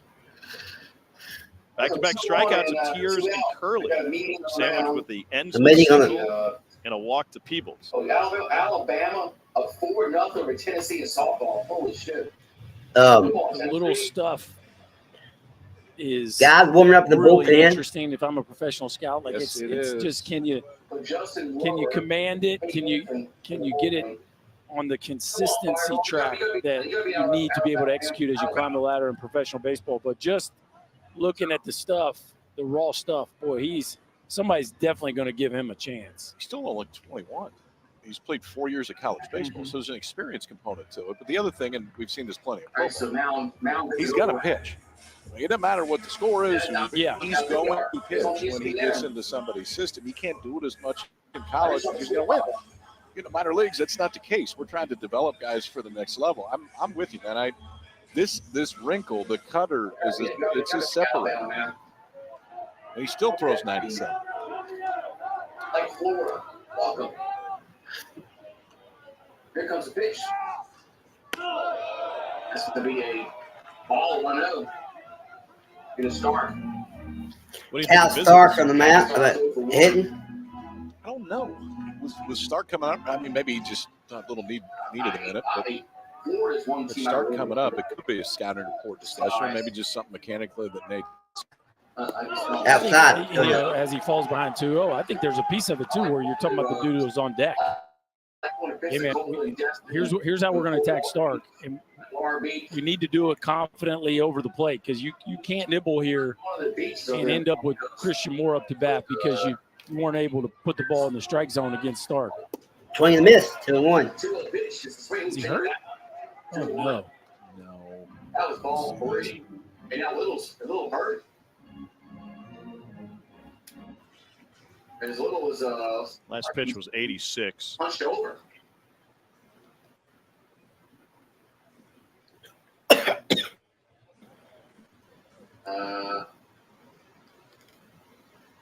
Little was like hunched over. Now the trainer and Johnson's going to come out there and talk to him. Oh shit! Don't want him pulling anything where you can't pitch next weekend.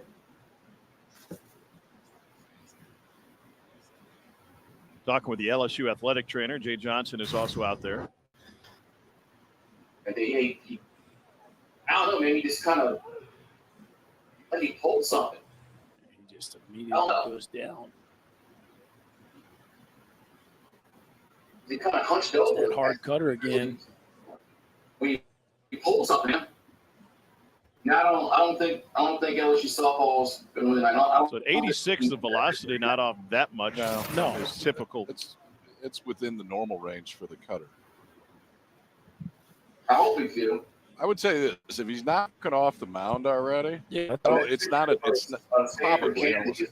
probably not an arm issue. We are very fortunate. It could be. I mean, he looked like he was just going to take a warm-up toss, and Jay Johnson said, "No, we're going with the pin." No, I don't think you. I wouldn't say lucky. We're very press it right here, but the the movements don't make it look like it's an arm issue. It makes it look like something else, which hopefully is the case. But in any case, the Tigers go back to the bullpen. Little is exiting. A new pitcher. The SEC and SEC Network thank our official corporate sponsors for their continued support of our student athletes during every championship season. Florida softball is going to the Men's College World Series. Man, good job, Pete. This is what we dreamed of. This is why we work. Remember when your moment comes. Remember, this is what we dreamed of. Yeah, he could be his back. I know. You don't want to have no back injury. We've got 27 episodes under our belt. 6 seasons of dogs smothered in chili and shrimp hot out of the fryer. Each time we land in a different town, we come for the food and stay for the people. At last I returned to my own sweet home in the hills and hollows where I play. And my dear old friends, I meet again, and it's here my heart longs to stay. Driving back roads, listening to good music, we got to see and hear the South for what it truly is. And we fell in love with home all over again.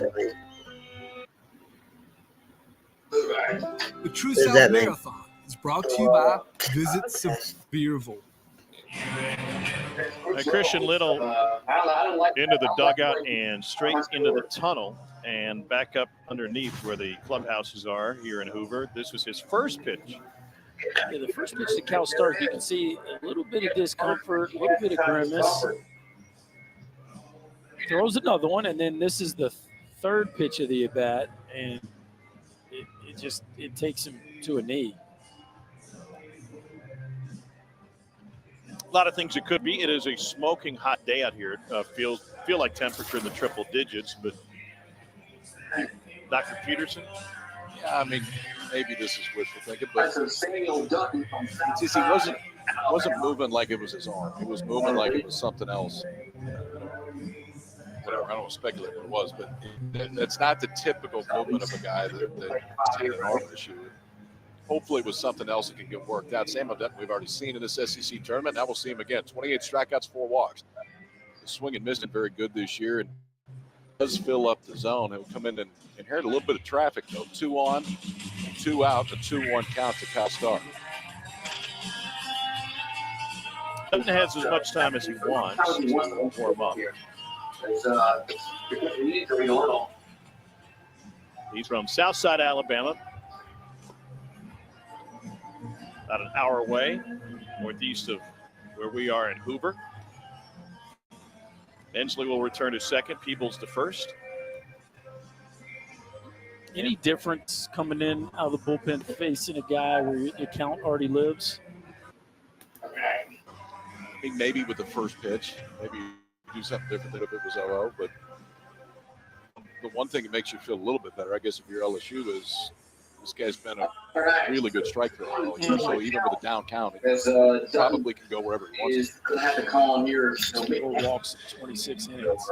You know, if you're Jay Johnson, you probably thinking about next week when you consider what just happened with Christian Little? 100%. And his evolution throughout the course of this season,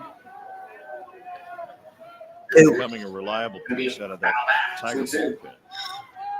Here's the 2-1 to start. How about 2-2?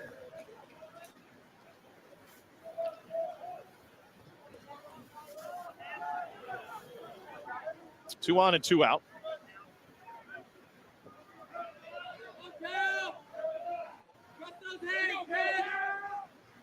Every run has scored thanks to a home run. 3-2. Fastball low, full count.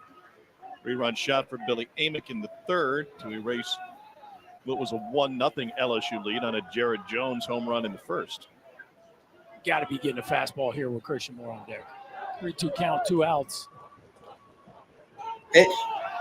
Wow. There you go. There you go. And they're loaded. All 4. Bases loaded. One of the best hitters in the league, Christian Moore. 3-2 pitch. That's ball 4. Bases loaded. Moore is 1 for 2 today. He is tied for 5th in the country in home runs with 28. We have already set a tournament record for grand slams this week. Uh-oh. Christian Moore. Runner third is Ensley. Peebles at Moore. second, and Cal Stark. A walk that's charged to Christian Little.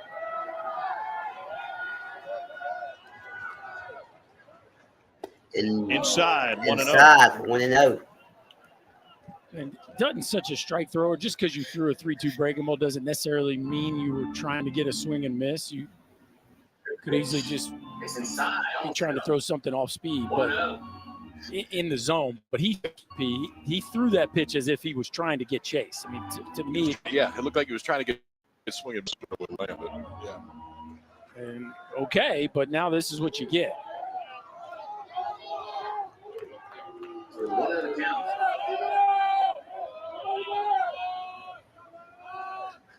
Right. Breaking ball for a strike. Saw Christian Little in the LSU dugout now.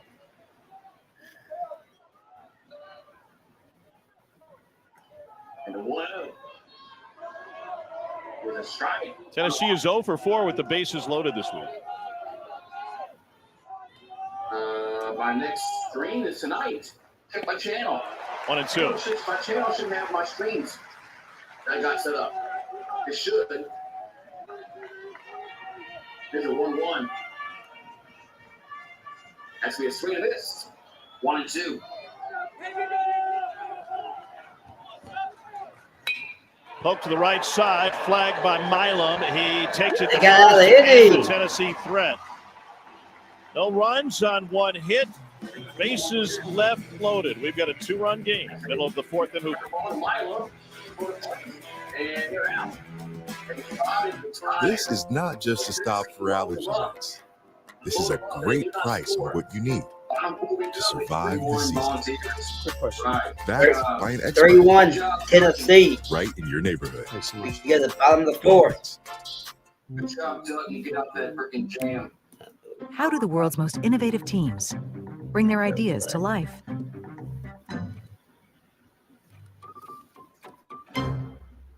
Smartsheet. At Ace, we know not all paint is created equal. So to do it right, start with our most durable paint. Only Ace has this collection of premium brands like Benjamin Moore, Magnolia Home by Joanna Gaines, and Clark & Kensington. And Ace has premium service and quality paint that stand up to the test of time. Around the block, what you need in stock, with service so good it's guaranteed. And right now, buy a gallon of Magnolia Home or Clark & Kensington and get the second one 50% off. Ace is the place with the helpful hardware. The SEC and SEC Network thank our official corporate sponsors for their continued support of our student right back athletes during every championship season.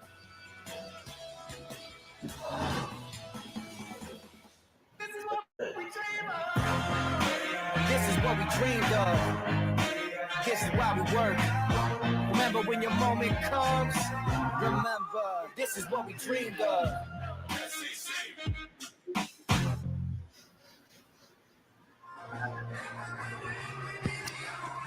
The Toreros of San Diego going to the tournament, and they're jumping in the pool in Vegas to celebrate that win over Portland. That's outstanding.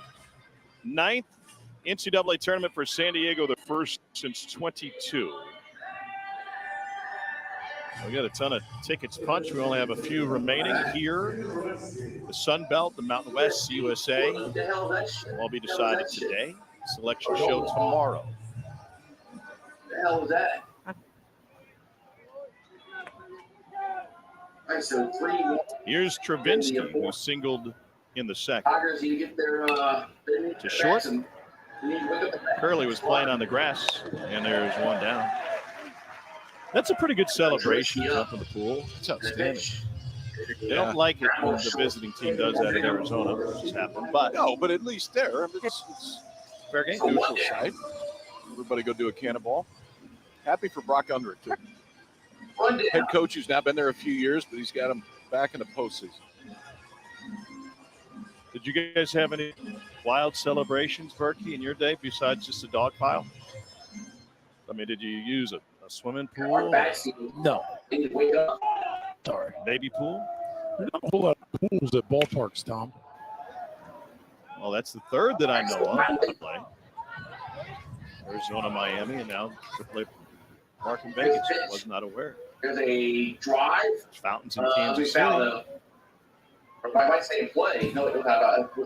Did you guys we never ride the train in Houston or anything? No, you know, we were the most boring team in baseball. Like we barely popped any champagne. You took pride in being boring. That's why you have that. Your headshot is so stern. My headshot is stern because the sun was in. That was a live shot on the set where I was squinting.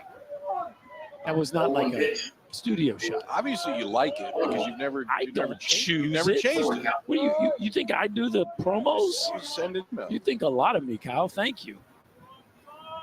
You have a voice, Chris. How about this package, Stephen Milam? This guy is having a week. He's really having a year. Might be your prototypical leadoff hitter eventually at LSU. Milam had the hit of the day yesterday. Milam struck out swinging first time up, and the breaking ball misses up. I get some Nick Madrigal vibes. I was thinking about you. With Milam, a little more juice. You know, maybe not quite the extreme bat-to-ball skills that we saw from Madrigal, but there's definitely a vibe of that with him.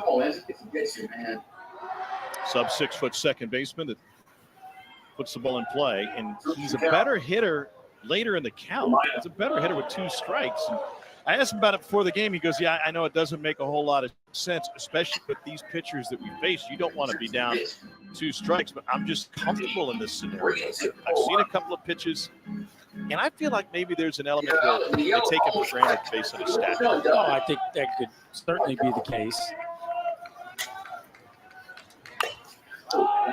Popped it up. Crazy, man. Crazy. Hensley coming on. Crazy. And makes a catch running back to left field. 2 down. Jake Brown due up. Let's take a look at the tickets punched. Gauchos of UC Santa Barbara or Andy, you think UCSB will host? I do. Yeah, I do think UCSB will host. The good question is whether Arizona will host. They knocked off SC last night. Final Pac-12 tournament there.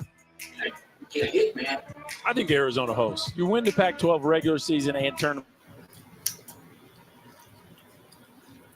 The RPI is non-traditional, but it's impossible to me that Oregon State would host, having won neither and not have Arizona. I think they both should.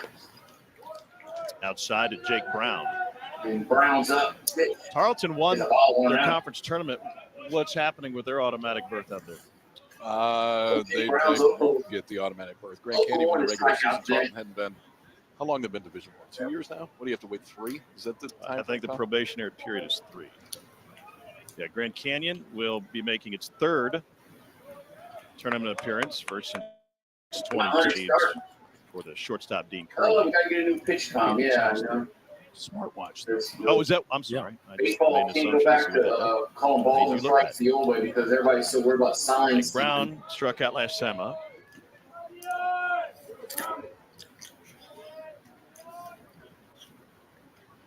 Did I see right that Charlton was going to try to appeal the ruling that they're ineligible? Their athletic director had put out a statement that It never happened. It never happened until think that has not worked in any sport. Signs in. I don't know. Nobody else stole signs. The rules we need to, which I think the rules are stupid, but that's fine. 2-1 now. It's 3 to this. 2-1.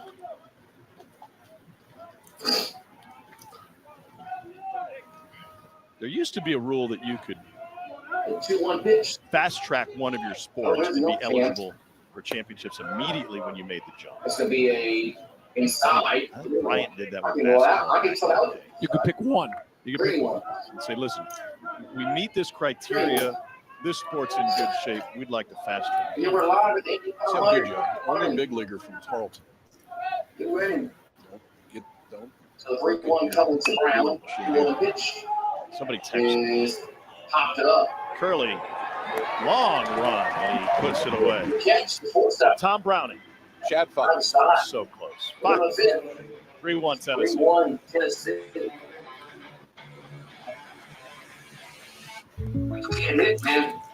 Well, that's just foul. Foul! I didn't touch him. You want to go home right now? You need glasses. I just need help with my ceiling. Like a good neighbor, State Farm is there. You can use our app to start a claim. Like a good neighbor, State Uh, Farm is there. To help save our home, we stopped going on trips and giving each other expensive gifts. We handmade them instead. That one took me 3 weeks. And pre-qualified for a home loan is easier. It only took like 3 minutes. It's you. It's me. If you're living with moderate to severe plaque psoriasis or active psoriatic arthritis, symptoms can sometimes take you out of the moment. Now there's Skyrizi. So you can show up with clearer skin and show it off. Nothing is everything. With Skyrizi, you could take each step with 90% clearer skin. And if you have psoriatic arthritis, Skyrizi can help you get moving with less joint pain, stiffness, swelling, and fatigue. And Skyrizi is just 4 doses a year after 2 starter doses. Serious allergic reactions and an increased risk of infections or a lower ability to fight them may occur. Tell your doctor if you have an infection or symptoms, had a vaccine, or plan to. Thanks to Skyrizi, there's nothing like clearer skin and less joint pain. And that means everything. Ask your doctor about how Skyrizi could help with your skin or joint symptoms. Learn how AbbVie could help you save. So, another amazing week in Hoover. We're going to set an attendance record. We've set a home run record. We've set a scoring record. We've set a grand slam record. Tommy White is posing, and this LSU team has a 3-1 lead in the championship. We have had plenty of drama. Got our Isaac and Stephen Milam with some walk-off winners. And man, oh man, has this been fun. Christian Moore with the blast for Tennessee to put them in the title game, and it's been a great week. Getting any better, even better now with Commissioner Greg Sankey joining us on the road to Omaha. This event, Mr. Commissioner, just keeps getting better every year. Thanks to the city of Hoover and this fan base. What's the ceiling for this? That's a good question. You know, we are not dull. That may be our like. We might just means more and put it off. Besides, say we're not dull. I mean, this week has been something else. Great weather, great hospitality. Can't say enough about the fans from LSU and Tennessee here today. Just enjoy great college baseball along with the teams competing at the highest level. Just a lot of fun. I think. You know, I don't know if there's Mila making the play on Berg. Plenty of news coming out. You've got SEC spring meetings coming up when you leave here. With NCAA House ruling and that agreement that's now been agreed upon by the NCAA and the Power 5 as it still stands for the moment. How did we get to this point? For people who don't follow the big collegiate sports every day, what was the roadmap to get to here? Right, so you have to have a lawsuit filed, obviously. So that happened. In fact, there are several. That's a high blow to see. And Amick reaches. That's going to be an error on the And it was seen. Like knew this was coming from miles down the road. Right. So we've been, at least in our meetings, having discussions about direction now for years. And that's been in the shadow of antitrust lawsuits. We're in that with the NCAA. We're in that with our colleague conferences. Candidly, because the NCAA has remained definitive in that with all of the NCAA.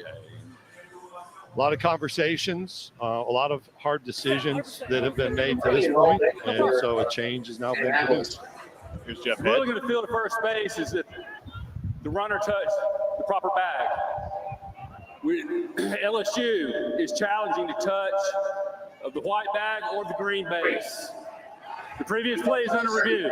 All right, so this is fun. The SEC is always on the forefront of change and some experimentation. This is an experimental rule in place this week, and the first time I can remember we had a challenge of this. The batter runner has to hit the green bag, the safety bag, if that's what you want to call it, on a play at first, and he's in between.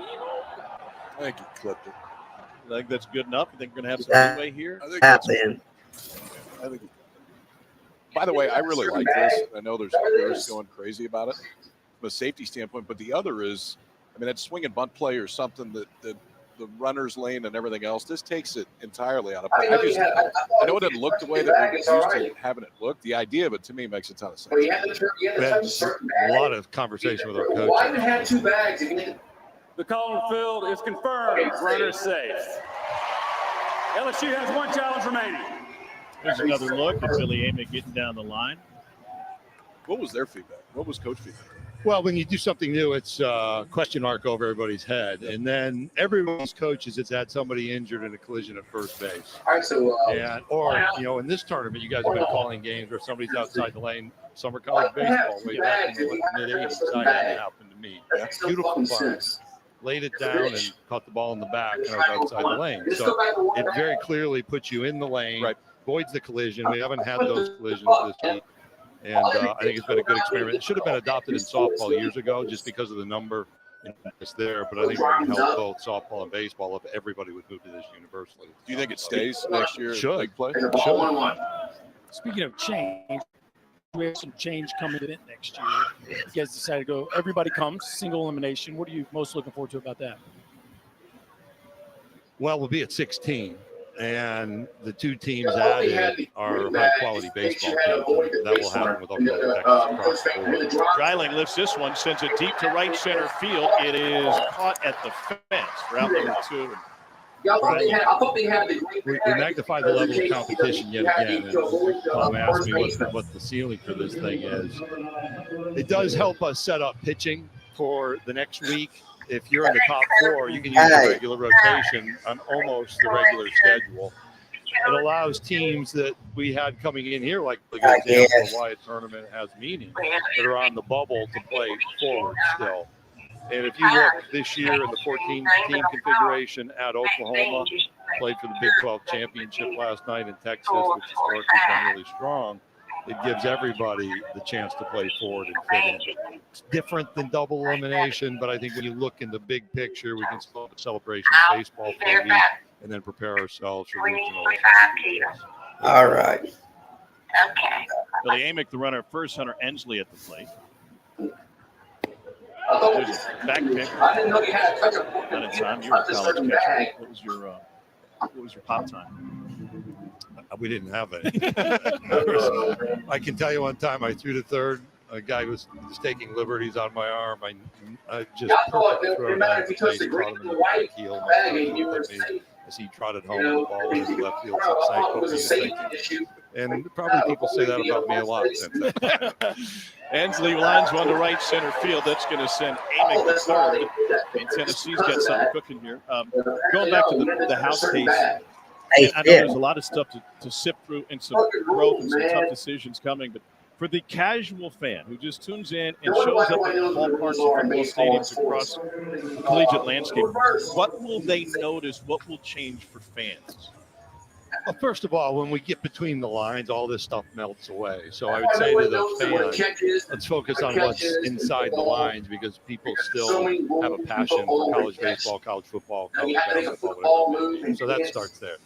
The second is this is not a fast process. It's not like we all issued this press release Thursday night and we have total control of what happens next. There's a legal process to play out with the courts, with the court in the Northern District of California.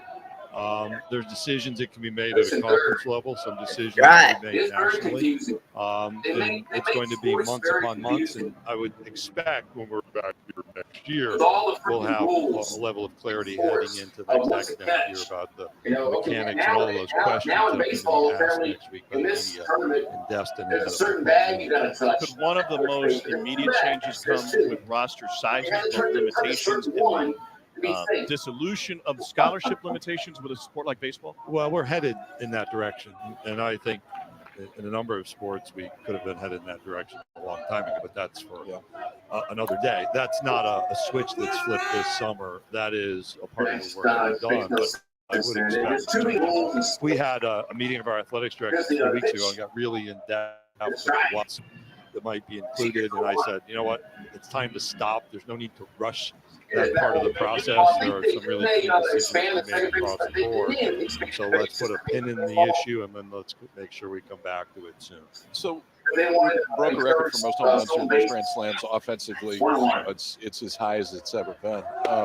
Just wondering on your take on the state of the game right now, and the way it's being played. Excitement levels, but you're a baseball fan. What do you think of the way the game is now? I'll start with if we put a drone up and saw the people that are watching, I think there's an affirmation from the fan base that the game moving along with the pitch clock, I think offense does matter. You do wonder on the edges. I was just talking to Skip Herman about what's happened to the game. Why do we have so many home runs right now? These guys are in better shape. Offensive guys have played a long time. We go to the bottom of the fifth. You watch 31. 20 years ago, pitchers show up. They've got strength bands, flexibility bands. It's a whole hour before they ever touch a baseball. It's different than it used to be. Yeah. And that shows in the game. I would like us to keep moving the game along. I think what we've shown is we develop young people for the major leagues as effectively as any level. Absolutely. And you're seeing what's happening with, the Skeens at Pittsburgh. The Rangers got a guy playing left field for him. Last year we're here. You just have to forgive me for my memory. I mean, that's what college does. It develops them academically, emotionally, from a health standpoint, nutrition, the kind of medical care, the mental wellness care that's provided here. There is no better time to be a student athlete playing anything, particularly college baseball. And right now, charter flights. You're not getting Southern League neck that you used to have back in the day when you're here. I never heard that before. You've never heard Even that the radio guys Yeah. got that back in the day. Well, the dominance of this conference within the sport is easily explained. You could go a lot of different directions, whether it's the players on opening day rosters in the big leagues, which you referenced with both Wyatt Langford and Paul Skeens, who wasn't on the opening day roster heads in Pittsburgh. There's been at least one team in the finals in the College World Series for 14 of the last 15 seasons. It's incredible. And 5 of the last 6 national championships. All of this is very well documented. But the direction I want to take the excellence in the league is how then the committee should consider this conference as it continues to pull away in conference RPI over those like-minded or previously, for example. How do you feel that should figure into perhaps, I don't know, a record 11 bids this league once they get down to the nitty-gritty, start comparing teams? Well, the only reason we're not talking about 12 bids is because we have this 500 rule, and that rule hurts Ole Miss, removes them from the conversation, and says to everybody, dumb down your non-conference schedule. I don't think that's good for the game. I think our players want to be challenged in the league, and then they want those D1 baseball has Mississippi State games, as the those last weekends against seed. non-conference opponents and those midweek games. So that's my first observation. I said in football that I doubt it. I think they're going to be a 2 seed it's that somewhere. old Sesame Street song. One of these things is not like the other. So we have the I think they're 11 going to be a 2 seed seed going somewhere. toe-to-toe with the 1 seed. We have a week full of run ball games at the highest level of I think they're competition going to be a 2 with seed. Friday, Saturday, Sunday starters with deep bullpens. That is just different than what happens week to week to week. And our coaches have said to you guys, I just want to get out of this league. Well, Let me get to regional. every year they say it here. Yes. Dylan Loy, I think, maybe has a blister issue. My best guess, Woody out to check on him, and Frank Anderson, the pitching coach. Something with the grip or his fingers. You know, a team that fascinates me, you mentioned the 500 rule. Florida had to fight to get above that 500 rule, and a big reason is because they played the number one conference strength of schedule, number one overall strength of schedule. They left early. They got eliminated on Tuesday. If you're on the committee or advising the committee, how do you compare a team like Florida, which plays in this league and plays Florida State out of the ACC, versus teams perhaps out west that don't have the same RPI numbers because of a lack of strength of schedule? Well, you're tested every week, right? That's part of the expectation, is both competitive, and then you expect that those making baseball decisions understand what's happening in the diamond within the baseball field itself, the level of play. About that, y'all. And the fact that we provide the level of support, the level of expectation, does make these teams better. That's just factual. We're unapologetic about that. And I don't think that we should somehow be held to just a number standard. You take softball. Mm-hmm. The whole day on ESPN is filled with SEC softball teams. We had all 13 teams in for the third time. We've had it in women's golf. We've had it in tennis. So it's not unusual for us to have a high number of teams invited.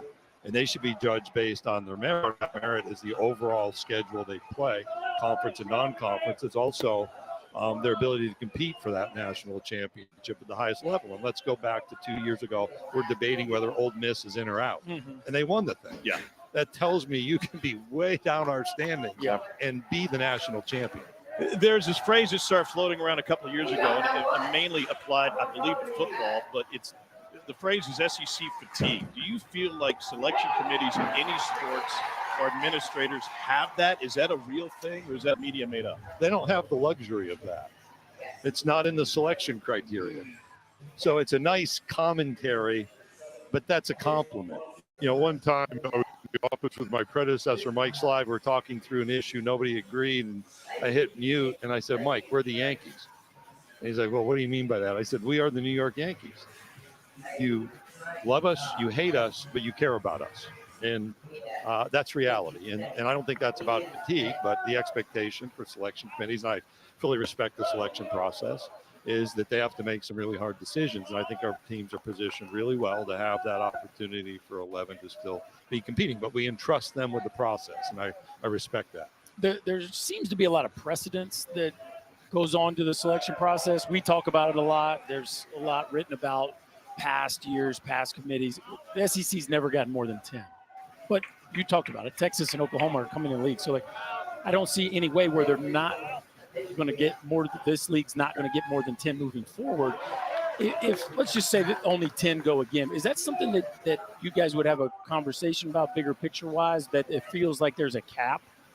I have already had the conversation within the meeting circles to observe the reality of affiliations, whether it's an 18-team Big Ten or ACC, the 16-team SEC. We're going to have to think differently about some of these thresholds, right? So the conversation in baseball has been, well, you have to have at least 12 wins, really should get to 13 to be on the table. You could be a 10-20 team in this league and be, you know, what would that leave? 36-20 overall, and be a really, really, really talented baseball team. But a bunch of one-run losses on the road, a couple of bad weekends early when the weather is interesting.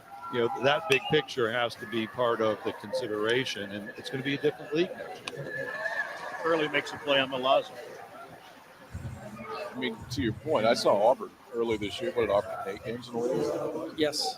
Auburn's the best 8-win team in a league that I've ever seen in my entire So I think life. like 9, 10, or 11 one-run losses. Yeah, that was a lot of time. Not because that's a bad team. It's a really good team in a really tough league, and that has to be understood. And again, it's not simply the Southeastern Conference as things change.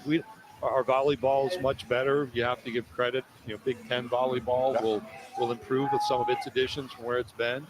And the committees are going to be challenged to look differently at maybe some of those old cliches about where you're supposed to be given the level of competition within these leagues. And I'll be candid, because I got beat up during basketball season. I just observed that there'll be pressure on the automatic qualifier system. That doesn't mean you take those away. but we can't just be leaving really high-quality teams out. We have to think differently. Some of the suggestions about expanding fields need to be put in deeply. The men's basketball committee, I know, is doing that in that sport. That will need to be a consideration that's been suggested, I think, 2 years ago, as all want to expand. So remember, Division I has continued to expand its numbers, but we haven't expanded the numbers of teams in these brackets. Braswell looks at a pitch low, 3-0. You did earlier, and you've said it already this week, there's going to be some tough decisions that have to be made. If 22 million is paid out of each athletic department's budget going to the players going forward, you foresee a scenario where sports end up on the cutting table in this conference? That's not what we want, but there are difficult decisions out there. I just talked about softball today. All through the day, we've got SEC teams playing. We want that to continue. We're about to see track and field national championships in Oregon that will feed into the national championships that determine our Olympic team. We want to support the Olympic movement. I've been here talking with you over the last few years about Congress. These issues are real in college athletics. Nobody has done this before in the world, what we do in college sport. We've been pressured by the courts, by lawsuits. We've continued to adapt that phrase that I provided earlier, which is there's no better time to be a student athlete. That is real, but we're going to have some engagement to try to make sure we support the breadth that we have. Base is empty for Braswell, and the payoff pitch from Dylan Moy. Out into third. Mr. Commissioner, thanks for stopping by. Always appreciate it. Good luck. Thank you. A lot to talk about. Shout out to the fans in the woods that set up the chairs to watch. Big time. We're going to count them as part of the attendance. Just means more out there. Back in a moment.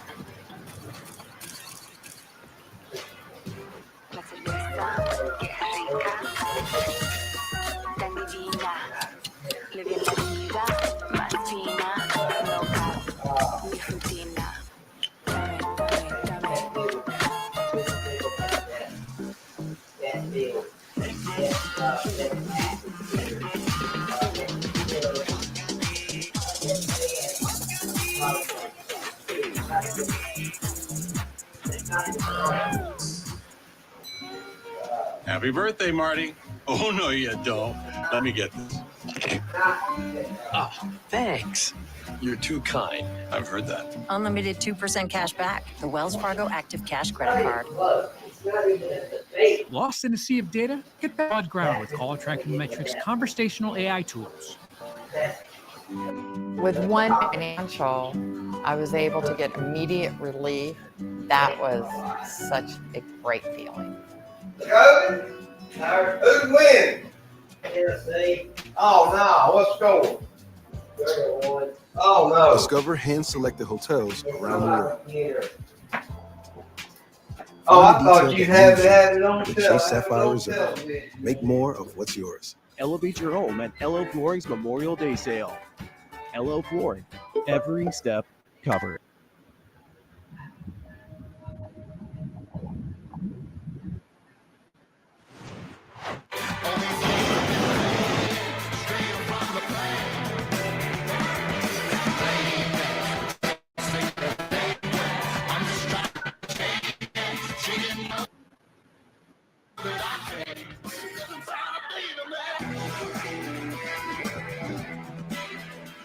You're watching the SEC on ESPN. They're watching for free. And you saw today's flyover during the anthem performed by the 172nd Airlift Wing C-17 unit of the Mississippi Air National Guard. That was really cool. Yeah. Bottom third of the order due up for Tennessee. We've got a 3-1 volunteer lead. Nothing materialized in the fifth. Tennessee left two stranded thanks to an error and Hunter Ensley's third hit, and then LSU went down in order in the fifth. So here's Curley again, 0 for 2 with a strikeout. And a first pitch strike, new pitcher in the game for LSU. Ackenhausen started. Ulloa came in to face three batters in the third. Christian Little left with an injury. Sam Dutton was next, and now Thacker Hurd. Going to start earlier in this tournament. against South Carolina. First 2 innings are pretty good, and then he ran into some trouble in his third. Not light on stuff. I mean, this is the opening day starter this year for LSU. Just hasn't quite gone the way they thought it would. Still in there, though. From Manhattan Beach, California. 2-4 with an ERA just north of 7. Transferred in. One of the things Commissioner Sankey was talking about was the strength of stick and ball sports. And I'm not familiar enough with the transfers coming into the SEC on the softball side, but the expansion from a recruiting standpoint into the West Coast has changed the landscape and the distribution of talent in college baseball. Huge. I mean, for both these teams, you've got West Coast. What do you got for Tennessee? You got Burke, you've got Curley, LSU, you've got Stamos, yeah. LSU, you've got Gage Jump, you got Thatcher Hurd. A lot of rosters. You didn't. I mean, how many California guys were in the league when you were born? We had like a pipeline to Sac State Junior College. Was that when Jerry was there? Sac City, I'm sorry. Yeah. Yes, when Jerry was there. Yeah. So we actually. All right, I'm sorry about that. There was some junior college tie-ins, but I'm sorry about that. Never got a high school player or a pitcher from UCLA. Right. Swing and a miss. One down.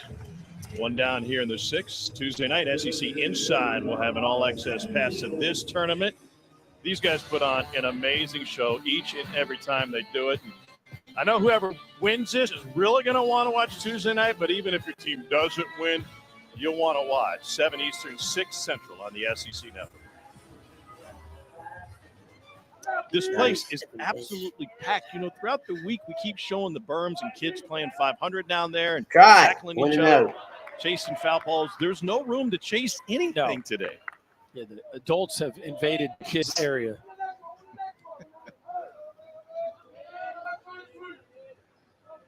Here's Cannon Peebles.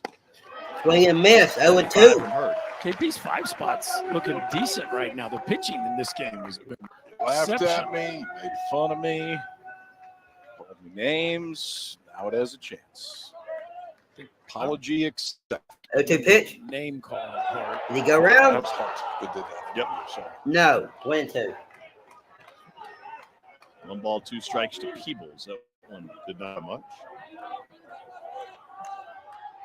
So it's obviously too early to tell what role Christian Little's injury will have on this LSU bullpen, but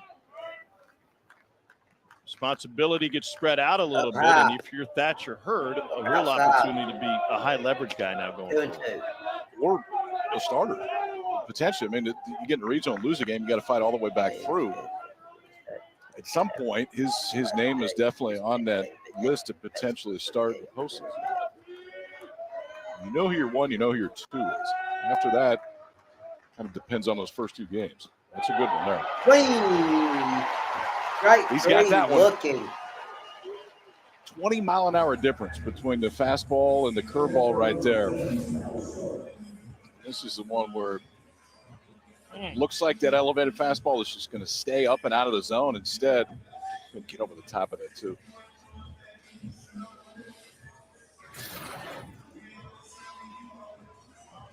We've got an all-tournament strikeout record. Tennessee struck out 12 times. Well, Ackenhausen just cut. Kofaxenhausen. Yeah, Come on, get it right. Kofaxenhausen. I even pronounced it wrong. Kofaxenhausen. He was dominant. It'd be interesting how they use Ackenhausen in the post. They use him primarily as a reliever all year long, and I'm sure he'll be right there with Griffin Herring.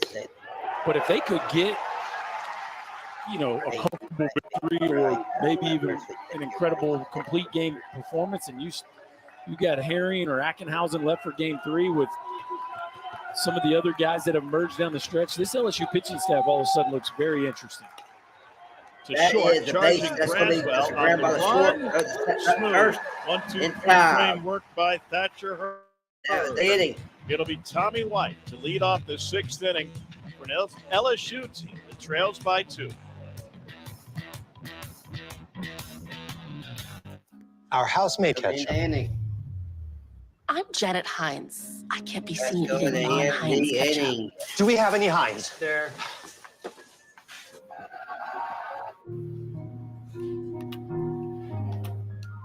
At Doss, an ordinary pretzel just isn't enough. Alrighty. So they add savory seasoning and tempting buttery flavor in just twist. Now that's enough to make you order a special delivery. That seems like a lot. They're really good. Doss, sensationally seasoned pretzels. This Skinny Pop is so delicious. And only 3 simple ingredients. I never have to stop. Thomas, hold my calls and my text and my emails. Don't leave. Skinny Pop, endlessly delicious. I knew I couldn't afford a house of my own. Food's here. So we thought, why not go all in together? That's when buying a home together got real. Where's the cat? Looking for the perfect grill?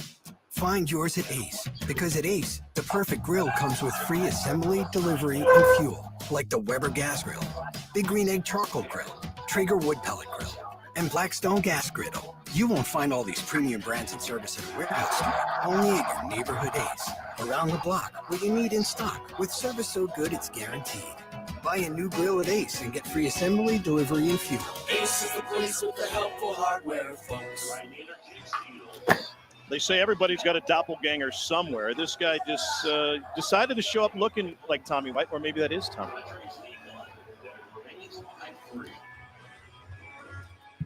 That's it. Put a lot of work in that. Like, we got to give it up. He deserved to be on national television. You put that kind of work into it. Guys, Tommy White's certainly a veteran leadership role on this team than he did a year ago. I mean, last year you had guys like Dylan Cruz and Paul Skeens. And Tom, you had told the story about how he went to the rest of the locker room and said, I don't want to be taking this jersey off. We need to start playing better. I asked Jay Johnson about that, and he said he's certainly stepped up. He's Derek Jeter top step kind of leadership that I'm getting from him now, and it's been much appreciated. He also shared a story of, like, he was standing there on the top step, and Jared Jones had a 3-0 count, and they gave him the green light, and he just took a fastball right down the middle, and up on the top step comes Tommy White. It's like, why did you swing at that? So something that this group has a year ago was kind of more quiet and reserved, and has stepped up in that way. Well, and Chris, to your point, Skeens, Cruz, Trey Morgan, there are 13 guys drafted off that national championship team, guys who've been around for a long time. Look at Dugas, who wore number 8 last year. Like, there was all he had to do was do his job last year. He did not have to. Well, which I think it's also understandable why it took LSU a little bit longer to get going. I mean, it's Cruz and Skeens and Morgan. Those are the guys that we talk about right away. Ty Floyd ended up almost going to first. He went sandwich pick. But it was leadership that left too. With Dugas that had been there for so much time. By the way, the Tommy White, it wasn't just a face here. Did you see the rest of the get up? You got the whole uni? Oh, I mean, we nailed it. Taped both wrists, just like Tommy. Pink arm sleeve, just like Tommy. Yeah, we got to get there's the tape. All right. He's even got the pink arm sleeve on the right side. Yeah, my man didn't. He put some work into that. We can't get a front row seat for him? No, he was standing in the aisle. You should just let him Who stand. knows? It's a jack here. I'd bring him in the dugout. Look at this. There it is. There's This is amazing. Meanwhile, his buddy's dressed like Chris Burke.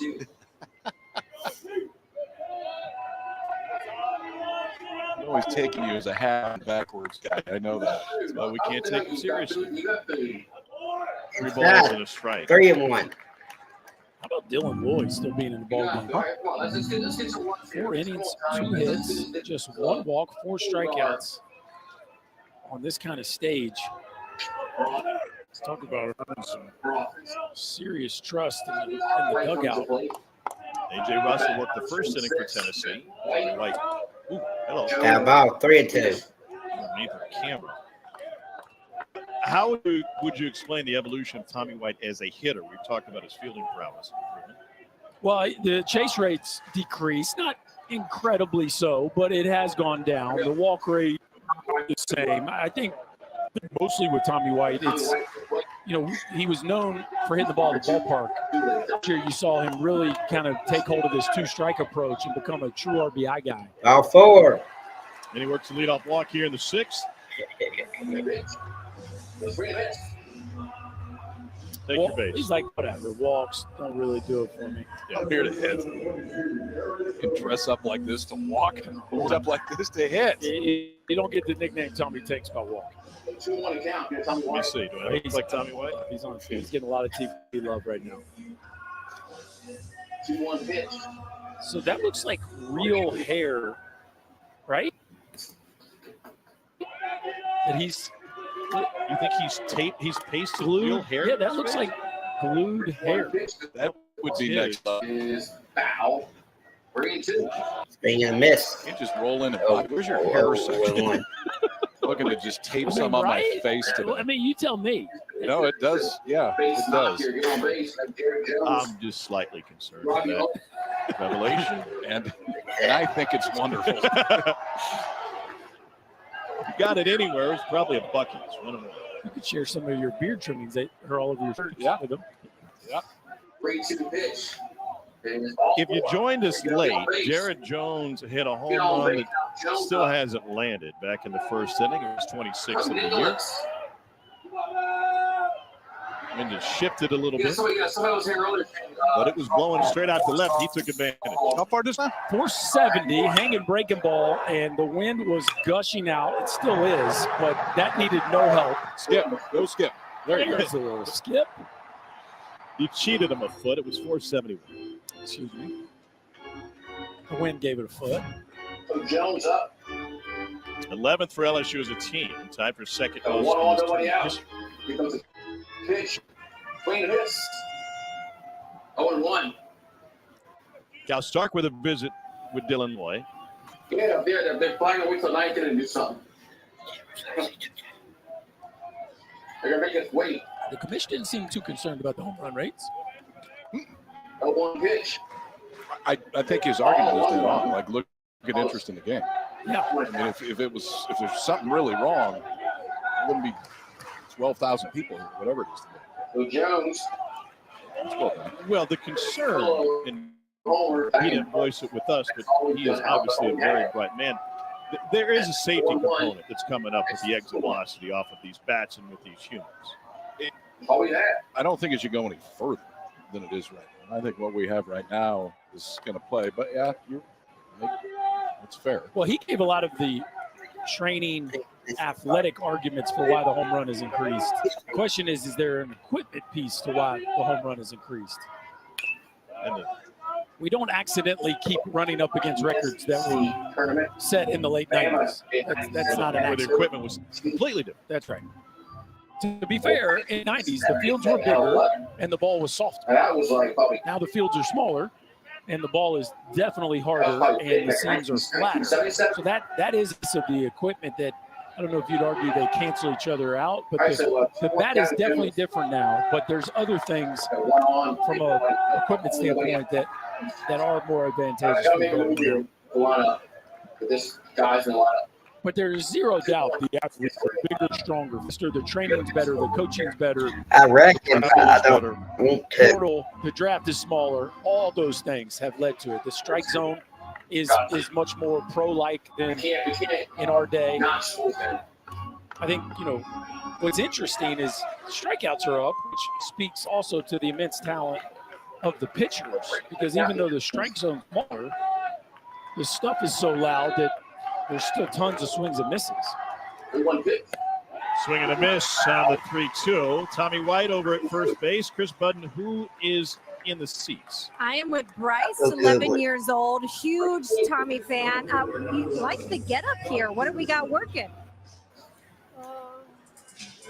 How'd you come up with the facial hair? It's a wig. It's a wig that you cut up and glued on? Mm-hmm. Like Tommy so much. Touching his tank. That's a good reason. Have you met him before? Yes. Yeah? What was your conversation about? 3-2 pitch. Again. Yeah. Did he sign it for you? Yes. We got to work on this with Tommy. We've got everything except for we got the pink, we got the armbands. We're Chains. missing some chains. Need So some we got to chains. figure out. We're going to talk to Tommy afterwards, see if we can get you some chains. Stand up so we can see the full look. Come here. Hey, Chris, can we find out how long it takes him to prep? Look at this. How long does it take you to do all this? It took me like 15. Please. He's efficient. I like it. Good. Enjoy the game. We're going to work on figuring out how to get you some gold because that's Tommy's favorite also. Okay. Enjoy the game. Thanks, Frank. That is awesome. One down. I mean, how you think baseball matters at LSU? Just a little. So one down now, Pearson up. Old foul down the Hey. first base line. No way with the cut-up wig and making it stick. It has to be more than 15 minutes. You think? I mean, maybe now he just has the pieces already figured, so he can just put them in their place. Hey, KP told me he goes to sleep Hey, with his team makeup on, so he's ready. hey, I may just stay here because there's a baseball game on that I'm watching. 11 years old. That's awesome. Okie dokie. Pearson with Tommy White over All at right. first base. Bye-bye. Although I wonder, Budden says we're going to get you some. Tommy White's not giving up his chain. That'd be a fun guy. Hey, All Tommy, right. can you just give me 2 of Who those? won? You got 5. Count. We'll give it to Little Tom. Pearson with a Here's a pop up and a pitch. strikeout. Did you hear him about his chains? Were you watching during that? I was doing it. Oh. So Y'all comment down below. Let's get some chats going. What he was talking about, when you lift a truck, you want to go higher and higher. Same thing. Here's To a pitch. get one, then I want another one. And I just like gold. That, Oh, the no, end I was didn't. perfect. I didn't do that interview. I thought you were when we were asking him if he was going to add one, and he said, I was "No, I'm not watching changing it. anything right now. We're rolling." But he just started. He started. What? I'm listening. I like the reference to, when you lift a truck, and you got to do it. You want it to go higher and higher. By the way, National is not going to be happy with you that your rental truck has added a lift kit this week. Let's go, man. Move that into the premium block now because the lift. I just made him money. This one's rope right field, but right at tears. The LSU, they'll 2 down. look Here's at that night Tommy White start center coming talking. back. What inning is? Kind of like, I guess the best way to put it is when you get your truck lifted or something, and then So there's like this 3 months later, you're like, I want to go higher on my there's truck. this guy that That's how it was with chains. I got like this one, he looked just like and then I was Tommy like, I want a bigger White. one, I want a bigger one, I want a bigger Yeah. one, and then just kind of just progressed from there on. But yeah, no, Hold on. nothing behind them, just gold. Watch this. Tommy White's going to end up in the big leagues. And he's going to buy Gravedigger. He's going to buy the biggest monster truck that is even slightly street legal. What I like is as he's gotten big, the smaller ones with it, right? They didn't. They just added. What a performance by Dylan Loy. He's earned some change today. Watch this. Hold on, it's loaded. Told the story about how he went to the locker room and said, I don't want to be taking this jersey off. We need to start playing better. I asked Jay Johnson about that, and he said he's certainly stepped up. He's Derek Jeter top step kind of leadership that I'm getting from him now, and it's been much appreciated. He also shared a story of like he was standing there on the top step and Jones had a 3-0 count, and they gave him the green light, and he just took a fastball right down the middle. Top step comes Tommy White. It's like, why didn't you swing at that? So something that this group has needed is White a year ago was kind of more quiet and reserved and has stepped up in that way. Well, and Chris, to Everyone your like Tommy point, White, don't it? Skeen, They showed it. Trey Morgan, there are 13 guys drafted into that national championship team, guys who've been around for a long time. Look at Yeah, Dugas, who wore number 8 last year. Like there was. They look just like him, but yeah. Hard to say. I mean, I think so. Obviously they won 22 games in Texas play because they have their roles. All those. They're coming things. out with But the 16 host. I think you never know what happens whether it be in Omaha or in a regional. Supers usually don't get to. It's just a 3-game set, but in a regional you could end up in a spot you're in a game 7 and you might have to go to some arms that you didn't use throughout the course of conference weekends, and I think him and Phillips have both earned those opportunities. Okay. Where are you at? What a performance for a kid who grew up dreaming of going to Tennessee, growing up in Pigeon Forge and Knoxville. Both of his parents went to the University of Tennessee. And he said when he got the offer, he wanted to commit it right away. But then he was like, oh, the cool thing to do is I got to wait. So he waited 4 days. And then he was like, yep, I'm coming. All the Couldn't people hide the that excitement. all the people that I talked to were Made Tony V sweat it out for 4 days. Oh, it's gonna come out to win about the hose. so they're coming out with a host sites. I know when Tonight. Tonight. Your ball's in a strike. Then tomorrow they're coming out with the all the field of 64. Everybody. Oh, I thought tomorrow will come out with the host side. They're gonna do that tonight. Trubisky 5 for 20 this week. Earlier. What time tonight, Rick? 7:30. Low and in, takes ball 4. And LSU with 2 on and 2 so out. they 16 host sites. They Comes that man. Oh, by the way, monster. Dylan Berdamo's there. What a nickname. He did. I figured that. He went all the way to who? It's better than Lucas. Oh my Lord! He's sitting. Frank Anderson. He's sitting. That's why he wasn't at Sunday story yesterday. He's sitting. Mine got the full LSU experience today. I'm sure he's seen it before, but before the game, why is he there had to be doing that? 100 people beside the dugout. He was the only one out there signing, people throwing stuff to him. Father couldn't get no ticket. Place treats you a little different when you have success. I think there's a lot of people there. The ball don't lie t-shirts are classic. How instant. Yes. But there's I think nickname is Monster. Matt 5'8", 172. It's more Kowski than anything. Monsters Inc. fan, Bert? I don't know why. I call myself a fan. Fan of Stephen Meyer. I am definitely a fan of Stephen Meyer. That pitch was a ball. But he told us that he was sitting on a fastball game. He loves to pitch up in his zone. And that's what it looks like when you are ready for the heater and you know that you have the freedom to just let it rip early in a count. That's what getting the head out looks like. The ball don't lie is what LSU's claiming for the turn of events that went down the stretch in that game. I think what's lost in the shuffle with all the drama and Jay Johnson getting ejected in the walk-up, they trailed 8-0. The largest comeback since the Rally Possum game against Arkansas. Which lives in LSU, New York. Branco. 2-0 to Milo.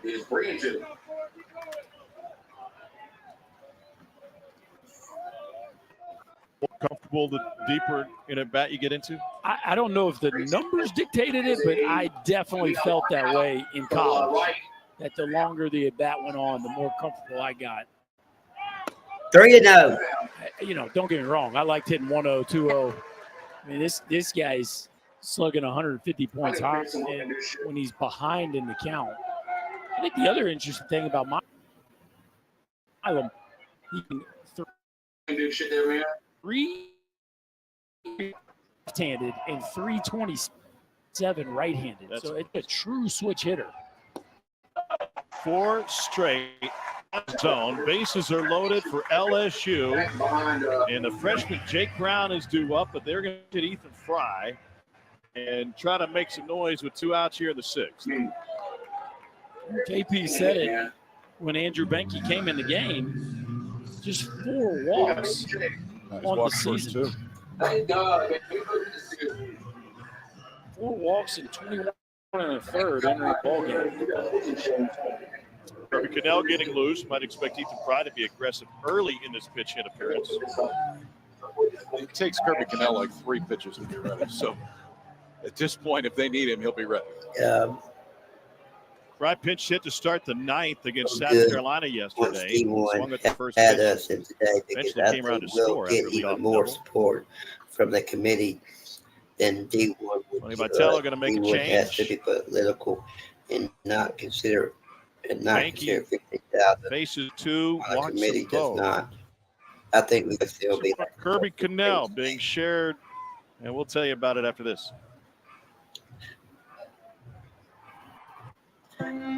We've got 27 episodes under our belt, 6 seasons of dogs smothered in chili and shrimp hot out of the fryer. Each time we land in a different town, we come for the food and stay for the people. And we fell in love with home all over again.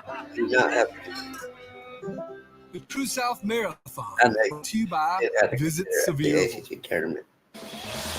The SEC and SEC Network thank our official corporate sponsors for their continued support of our student athletes during every championship the committee is supposed to consider definitely get in the original. That's already been new. This is what we dreamed of. This is why we work. Remember when your moment comes. Remember, this is what we dreamed of. Whether they win that regional or not, that remains seen, but they're gonna have a chance. They're gonna have a chance. So Dylan Boyd was just around the bullpen. This thing's Kept the ball. We couldn't hit at all. This place is completely Hopefully the new pitcher coming in for San Diego will have some better luck. Yes. Can't have the worst luck. He'll stand about that because it's been done before. It's also okay to tag me and nobody gets banned here.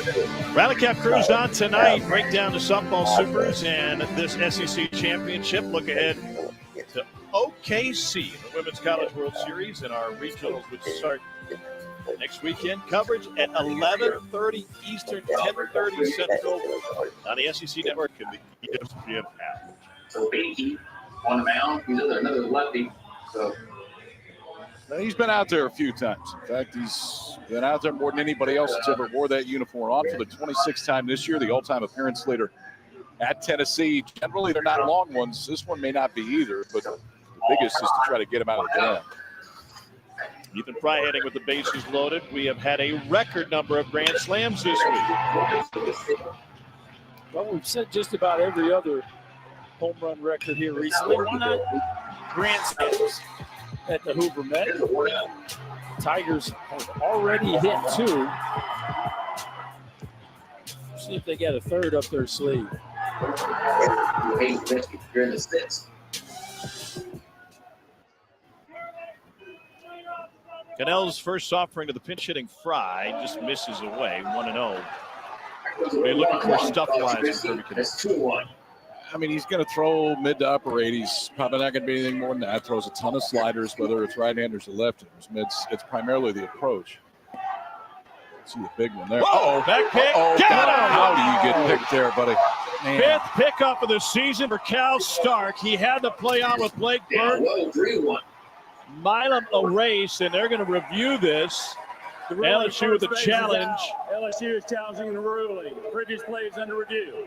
And what could be the biggest play of the game? Yeah.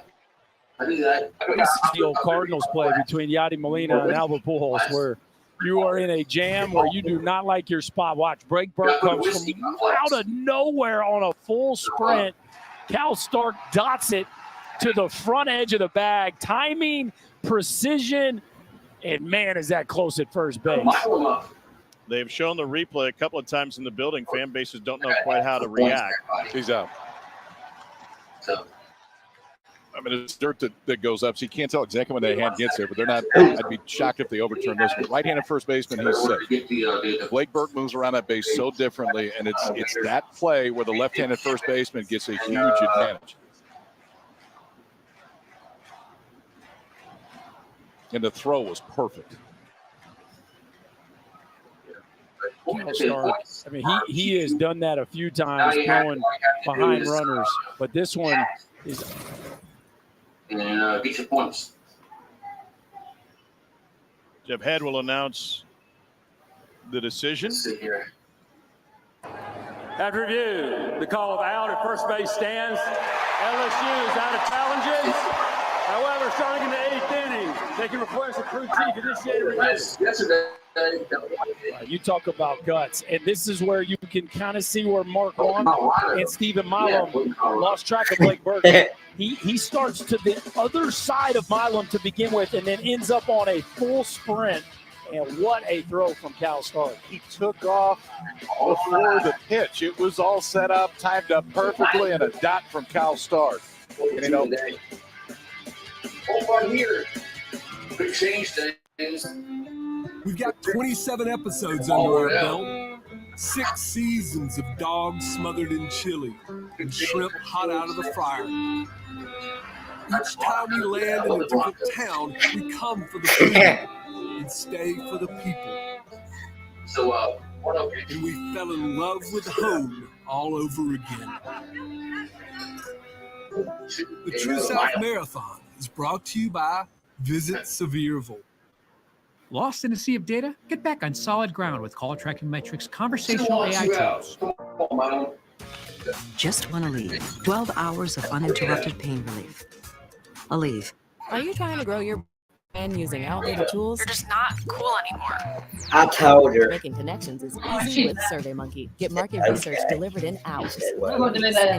Actionable insights so you can validate your I'm ideas. fine right here, mother. Actually went to one main. I was able to have the Oh, fund mother, pretty quickly. that's not Use right. immediately. It was great. It was easy and felt Where's very Henry? secure.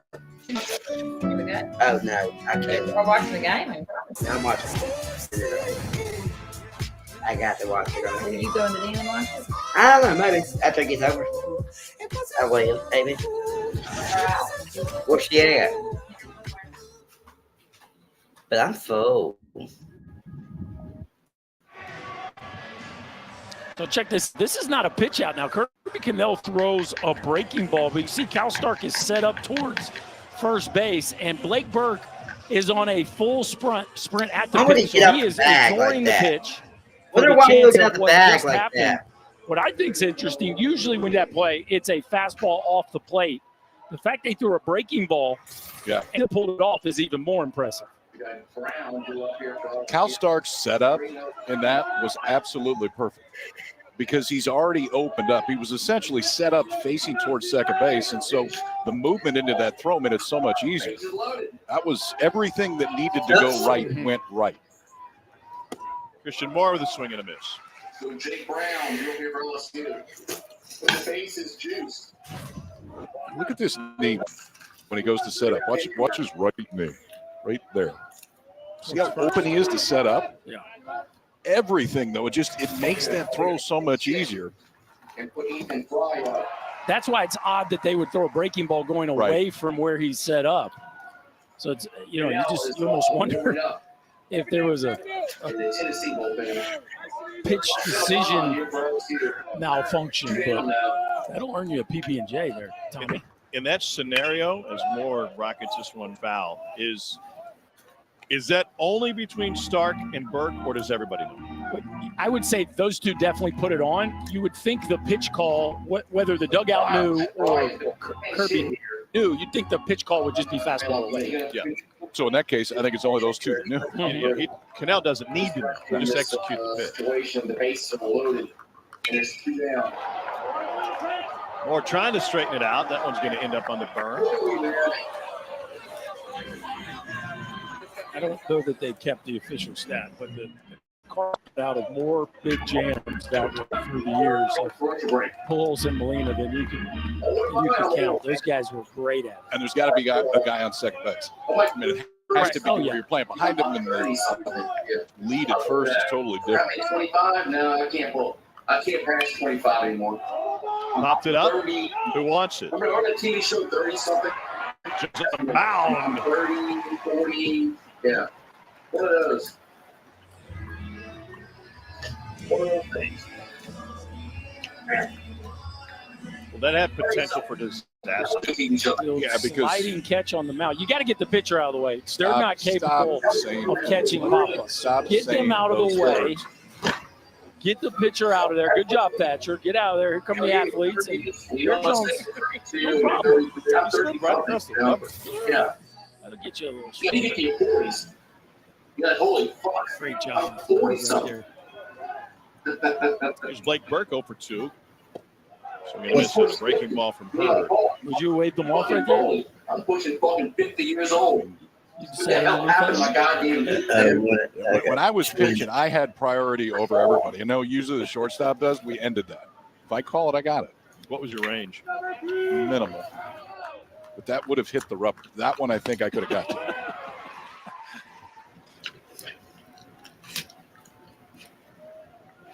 That was Milo's fault to get him off the bag too far. All righty. Tennessee looking for its 5th SEC tournament champion. 3-1 lead in the second. Is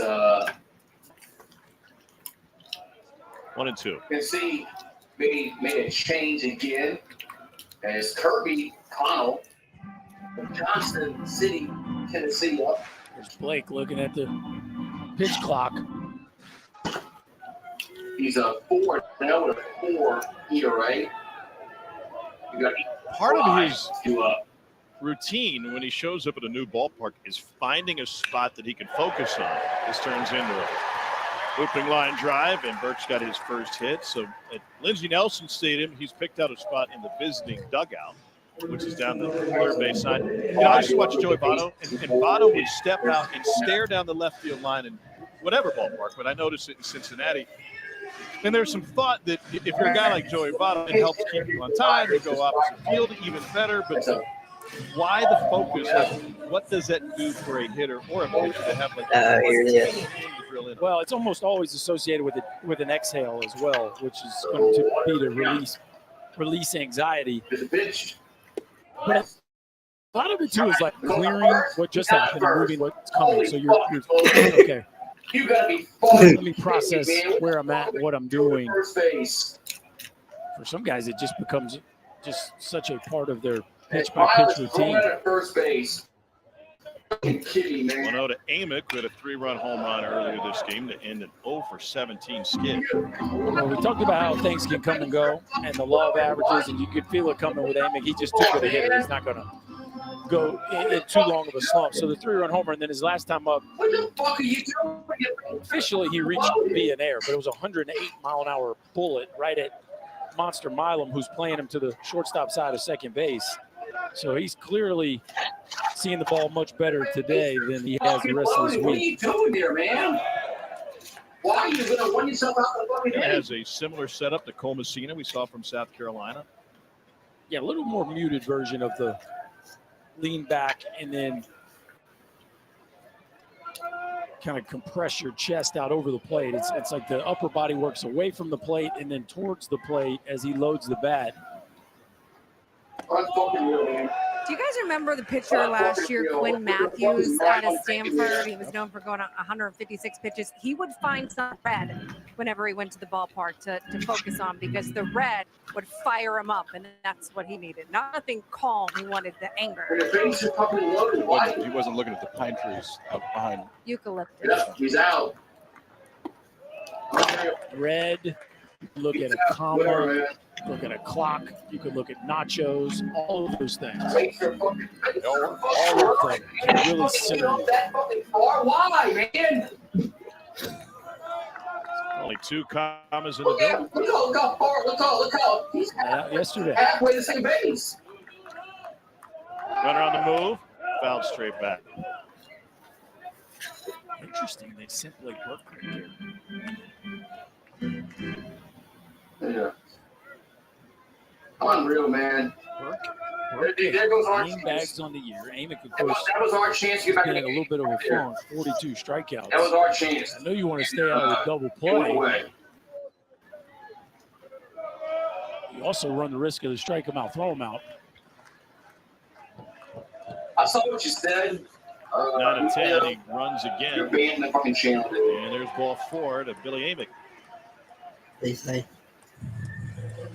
I saw what you said. You know, I can see it. All right. I saw what you said. And here's Dylan Dreiling. Hey, no, I'm not going to say that. So, I saw what you said. Jay Johnson out. There is action in the LSU pen. Keeping people hydrated. That's what we're doing. We're handing out free water. Man. Where else can you get free water besides? There goes our chance. That was our chance to get back in the game right there. How about that? That was our chance. And it went away. Handing out water in the shaded section. You might want to Should have started down there. Try the right field line. Find I saw people with what you the said, thing. They get Emilio. You're banned. Emilio.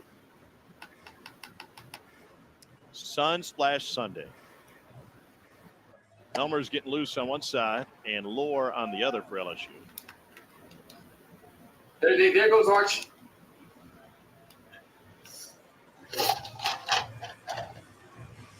I saw what you said, Emilio. The attendance will be announced today. Safety, you got overalls? I don't. I saw what you said. Actually. You know, I can see it, all right? It should be added. I saw what you said. Yeah. So, and no, I'm not going to say that. So, you're out there, dude. I don't think I'd do that. Dude, we don't deal with racist shit on this channel, dude, right? So, No, that's a given. We wouldn't. Yeah. so you can go and troll somewhere else. Because I don't deal with racist He shit. really wants us to ask him if he does. No, please Get out of there, man. I'm just He was like We're just getting there. trying. Yeah. Somebody asked me. Somebody started to get ill with the thought of you wearing sand shirt underneath your overalls. To Milan, no play at first, too late at second. I mean, He looks to second first. Why the fuck is he still far off first base? Spun He to can't first. steal second base. It's impossible. And where's the fuck the first base coach? Why is the first base coach saying, get back, get back? I think he looked to first because Amick was further off, farther enough off, but Jones just wasn't in a position to catch further to go. Dave Johnson, I think, wants to chat with Alex Milazzo. So he wasn't too far off the bag. He is taking some shots back there. And Milazzo said, I'm all good. Look at this mustache.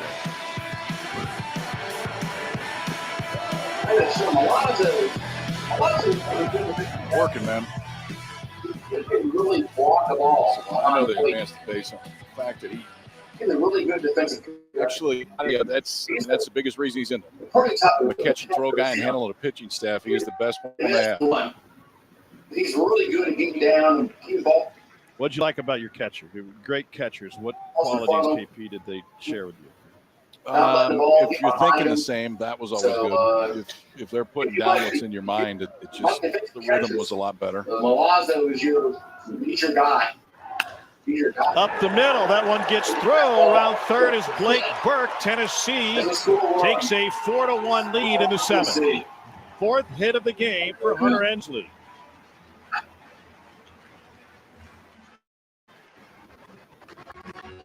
So 4-1. Here in the seventh. After her, gives it another single. Have yourself a day, Hunter Ensley.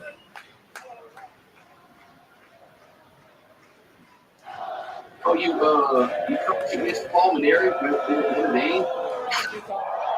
Yeah, LSU was very lucky to get Skip Berkman to come here.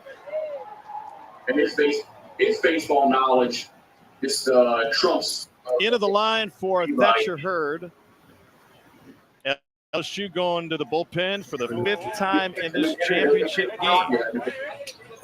So Thatcher Hurd's going to exit here in the seventh. It's 4-1 volunteer. Tennessee gets one more run with 2 outs. All 4 of their runs have been plated with 2 outs so far today. It's hard. The 2024 SEC Baseball Tournament on ESPN2 is presented by Regions, official bank of the SEC. Not going to win this game scoring 1 run.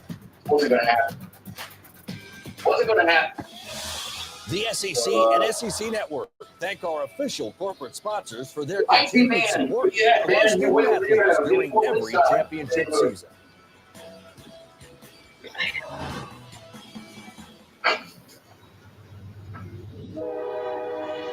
We've got 27 episodes under our belt, 6 seasons of dogs smothered in chili and shrimp hot out of the fryer.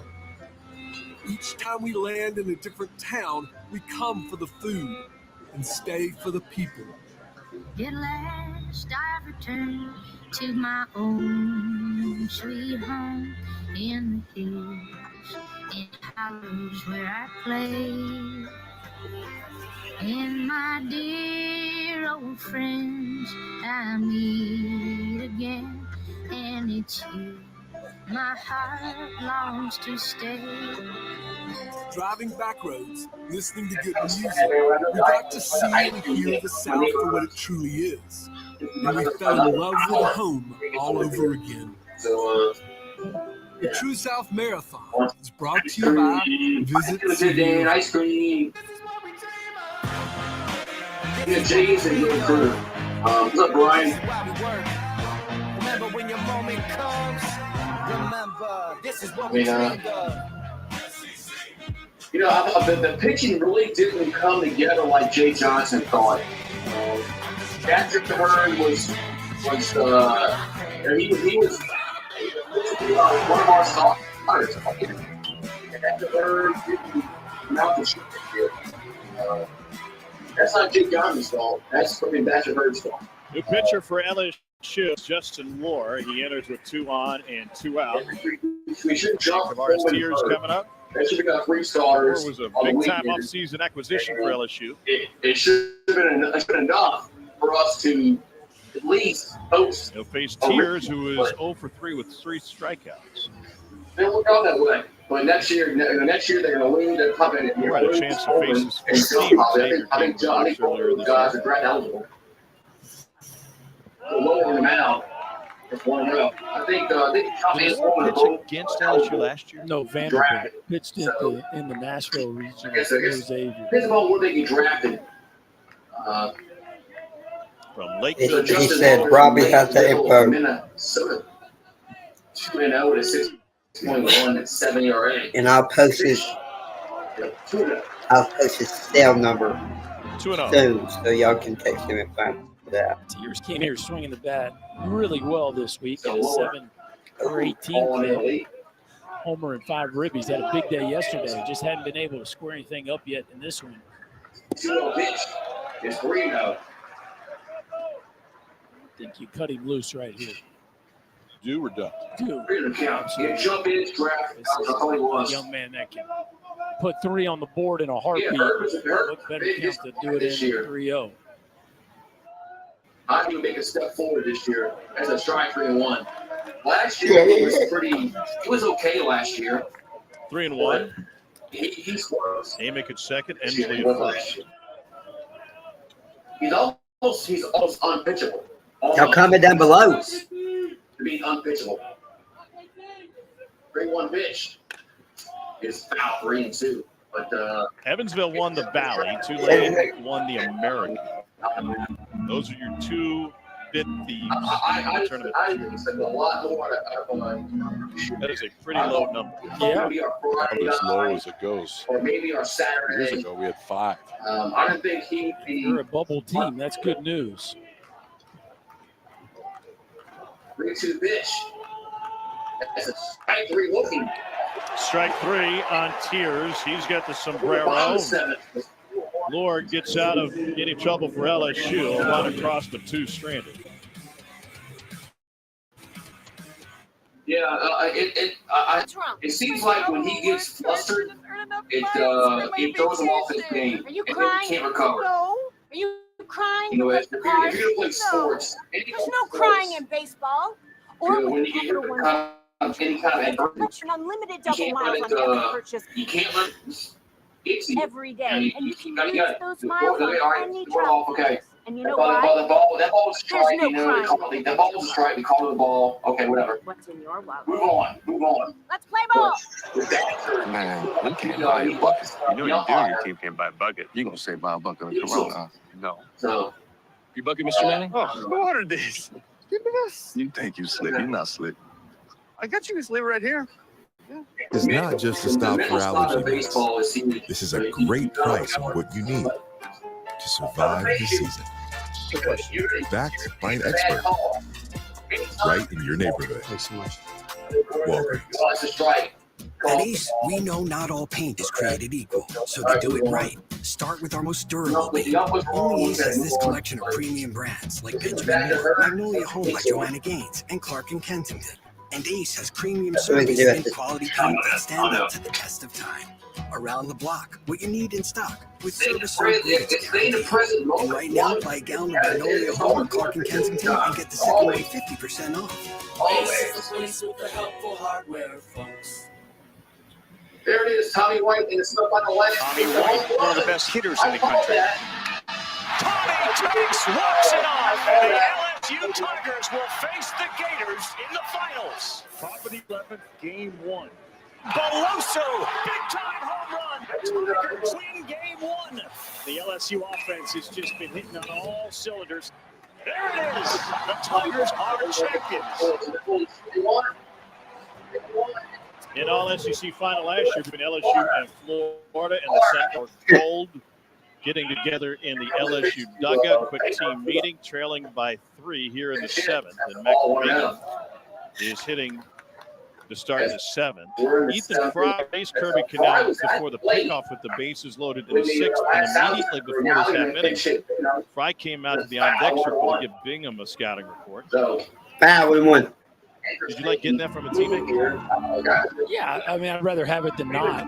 Just what he thought the ball did, whether it's a fastball that has a little carry or a little sink to it, or maybe the shape of the breaking ball. Any information is good information to me, especially on the day of. It's one thing to watch film from the past week or read it on a report.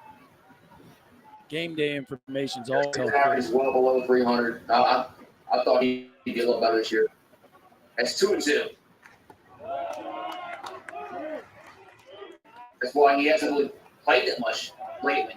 2 balls and 2 strikes. So Mac Bingham. Bingham started game 1 of this tournament in center field for LSU. 2 pitch. That's hitting to center. And he sends a fly ball to center field. Ensley back. Mark's going to hold it. 1 down, and Ashton. Oh, thank you, Michael. You said 5 was going to win today. You really are smart. I don't know about, but yeah. I do know about getting on base, and I don't like the way these analytical nerds have taken away the on base percentage. It's like they don't care about the on base percentage. The Tennessee pitching. Your job is still to get on base. If you don't get on base, you can't score. It's impossible to Crushed a score. mistake in the first inning for the lone run of the game for LSU. LSU's averaging 11 runs a game in this tournament. Like, the leadoff hitter used to be ankle, I think. You know, you had to get 400 on base. Top 5 ERA for Tennessee. Some of the pitching numbers sometimes get overlooked because of the defensive with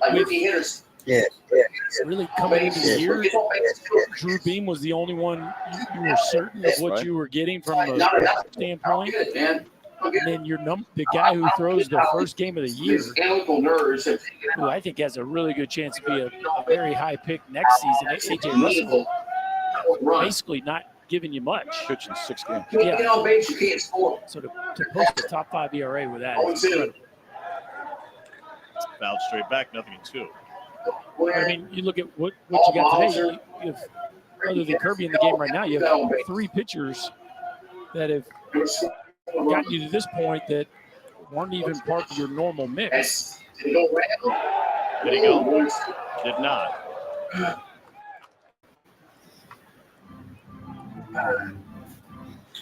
Larson, most important 2 offensive stats is runs, scores, and RBIs. I don't know. Well, yeah, you got to score runs. Savage saw something. So I think it could be. I mean, your foot has to maintain contact with the rubber as you move towards home. I think they call the same thing. You can't get on base. And Jay Johnson out to impossible. Impossible. Count didn't change. What's going here, man? That's a 1-2 count.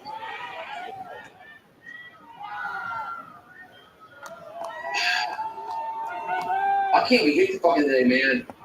1-2 pitch. KP, you're a fashionista. Yeah. Why can't you freaking hit today, man? Did you ever tag your jeans back in the day? Maybe mustache. Let's tag your jeans. How do you roll them like that? Oh, yeah. I did the little tight roll thing. Yeah. Yeah, I did. did that. Oh, Two to the count. Here's Jay Johnson again. Now we got time called again. The only two things can happen. I mean, if they're asking for an illegal pitch, it's one of two things. With his plant foot, you're either too far, you're off on the first base side of the rubber, which I don't think he is, or you're moving in front of the rubber. When that plant foot goes to guy, I mean, based on the hole, it doesn't look like any of those things are happening.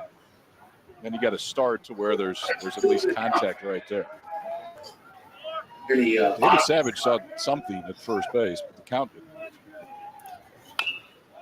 Pitch is a foul. He's getting as far over that first base side of the rubber as you possibly can. What's up, guys with that slot guys? are going to do that.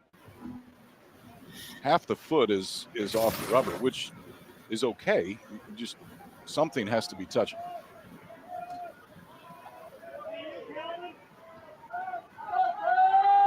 Two to the count. Pitch. Full count. It's Green's in. Full count. Full count. Curiosity is whether or not that was initiated by the LSU dugout originally, or Come on, man. Let's just Savage saw it on his own. It may have come from the Yeah, chief. man. A freaking base hit Mark Wanaka, the first base coach, everything. is foul. Everything.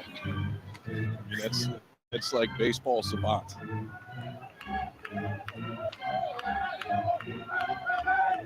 One thing you didn't see. What? Oh, Bring well, to the count. he didn't think Blake Burke was that fast. 1 out. Nobody on his 7. Here's the payoff. Strike. That's a big strike. Okay, so you start all the way on the first base side of the rubber, then that arm angle is coming back behind Ashton Larson. You give up on this. You don't think there's any way it's going to come back and get a part of the play. And it does. There's no rush Kirby play. Cannell's done for the Yeah, first straight that's when years. you bet my money. There's a reason lefties are hitting about 120 points lower than righties off the Tennessee southpaw. Right. You're standing that far over, and you can spin that breaking ball the way he does. Makes life very difficult for the left. Okay, Malazzo do up in the 7th. He should go Now watch all the where he way to goes the other against the side righties. for the righties. And pitch. So, strike on 1. I thought for Pitch sure strike. that we would. It works for Kirby Cannell. Is that something you would teach, or would you say, hey, young pitcher, I could have let's never done stay it. in one spot? I could have. I think it is not an easy thing to do. From repeating your mechanics and delivery, or Well, your stuff changes. I mean, where it ends up at home plate changes. What's it, 18 inches? 1-1. I think it shouldn't happen. And more from behind the bag. Sato. Burke got it on the short hop. 3 down. 18 to go. 4-1. You hang around for 4 or 5 years and start doing things that nobody else does. Switch the sides of the rubber, see where we're at. He's getting a whole lot of it there. But Kirby Cannell works a 1-2-3-7. T-Mobile savings, take 1. Guys, focus. Here's the line. At T-Mobile, you get tons of benefits. I thought for sure that we'd be able to get some kids off Tennessee today, but Okay, stop. Just say it like this. At T-Mobile, you can save on every plan, and you get great benefits. I'll show you my magenta status. Okay, I'll just do it. Check out the T-Mobile savings calculator to see how much you can save. And right now, we'll even pay off your phone when you switch. Ordering the same pizza from the same place and getting the same pizza from the same place? But wait, there's Marco's. Marco's makes fresh dough every day at every store. The Pepperoni Magnifico with classic and crispy cupped pepperoni, just $9.99. But wait, there's Marco's.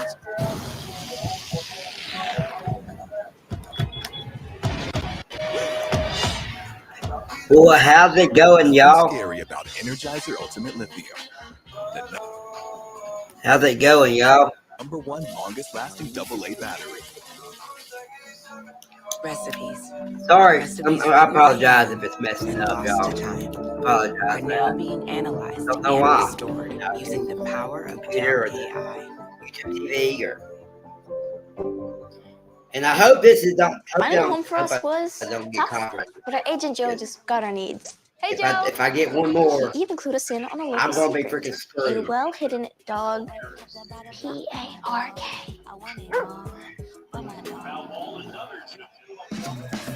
You're watching the SEC on ESPN Championship Sunday from Hoover, Alabama.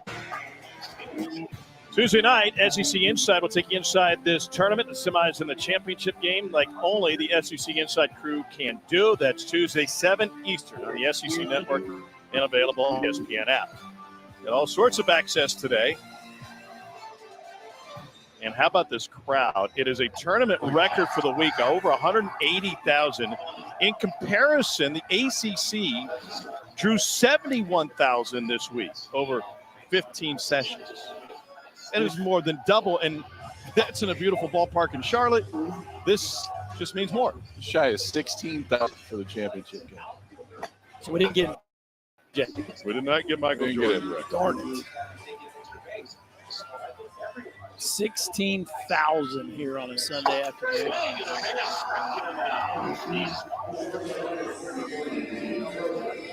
Two fan bases. LSU's been incredibly passionate about college baseball for a very long period of time, but the Tennessee fan base here over the last 4 years, especially since 2021, has fallen in love with college baseball. And boy, have they shown up here this afternoon.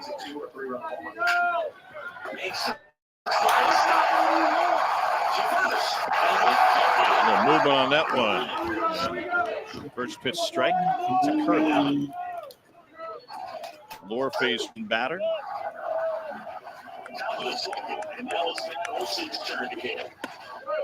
And now Helmer's in the game, 1-1.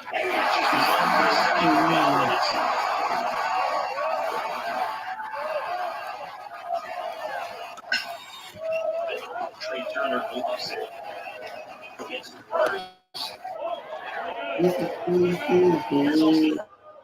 Two balls and a strike now to Curley, who was 0 for 3. A pop up and a couple of strikeouts.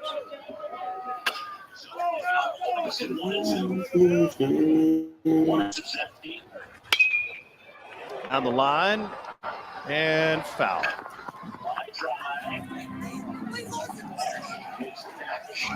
Helmer's a senior from Metairie. It's good velocity from that slot too. It's not quite sidearm, but it's pretty close. It's always going to have an arm side run. Fastball sliders, the combo. 13 strikeouts in 15 innings this year. It's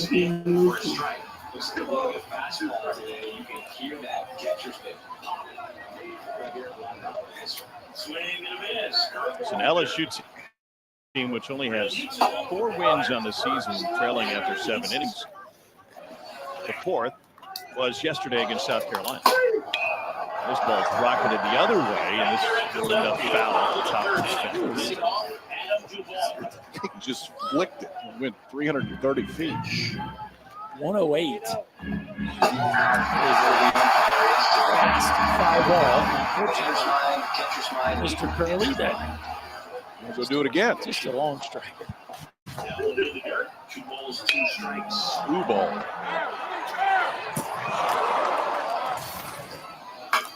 Right side. The next chance handle. On first, leadoff hitter. What's the lowest launch angle you've ever seen hit out? I don't know that. I think the lowest one ever is 13. And I wasn't there for it. Stanton. Yes. Tommy White. Stanton's a good distance.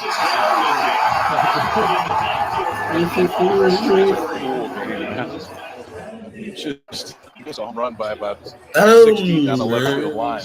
And that 2-seamer just eats you up in on your hands. One down in Cannon Peebles coming up. So this tournament coming in was the group of teams that were under 500 in the league. Some were on the bubble, some were trying to avoid the bubble. How do you think everything shook out this week for those teams? Well, there's only 2 bid steals, so that's a good thing. Curveball. Here, can't flip-flopped a little bit, really. Can't hit it. I think coming in, you probably would have had LSU, South Carolina, and Vanderbilt maybe at the bottom 3. LSU, Vandy for sure. For me. Of the 5, 13, and 17 teams. They don't have to worry about anything now. No, and Bama RPI-wise was first, and now you leave, and LSU and obviously in South Carolina, all of them cured their problems, and now you're left with really Florida and Bama sweating it out come tomorrow. Well, here's where it looked, what it looked like coming in terms of those teams who were all tied at 13 and 17, and this was the RPI ranking coming into the tournament. Bama 1, LSU last among those 5. Since then, boy, there's been a big change. Yeah, now Vandy and LSU, who were in the bottom 3, now they're in the top 2. Where State at? Moved up 10 slots. 13 to 17. That's right. That's why this week matters. That's why I think a lot of coaches are excited about 16 teams being able to come here next year, because it does provide tremendous opportunity to change your resume. I do think, especially if you watch them play, and I understand Florida had their midweek issues. You got a ton of freshmen. It just took a while. If you watch Florida and Alabama play, those are NCAA teams, without a doubt. I know that they're both in. We'll find out tomorrow, but they're teams that if you put them in the right regional, they can win a regional. Well, Bama's the only team that beat Tennessee in a series. They also beat Arkansas in a series. They also beat LSU in a series. And Florida went 3-3 in series. In series, they went 9-9 overall against the best 6 teams in the SEC. It just, to me, it stands to reason. If the other 9 teams are good enough to get in, those 2 teams are as well, based on the body of work. Fouled off. Quick catch up. Karen. I think Commissioner Senke talked a little bit about it. Like, what is the motivation to play a tough schedule if you're not rewarded as such? And nobody played a tougher schedule than Florida. Pop up to the right side. Jones in shallow right. And that'll close the visiting half of the 8th. LSU needs to get some bats going. They got the right guys to do so. Braswell, White, and Jones. A trophy is on the line today here in Hoover.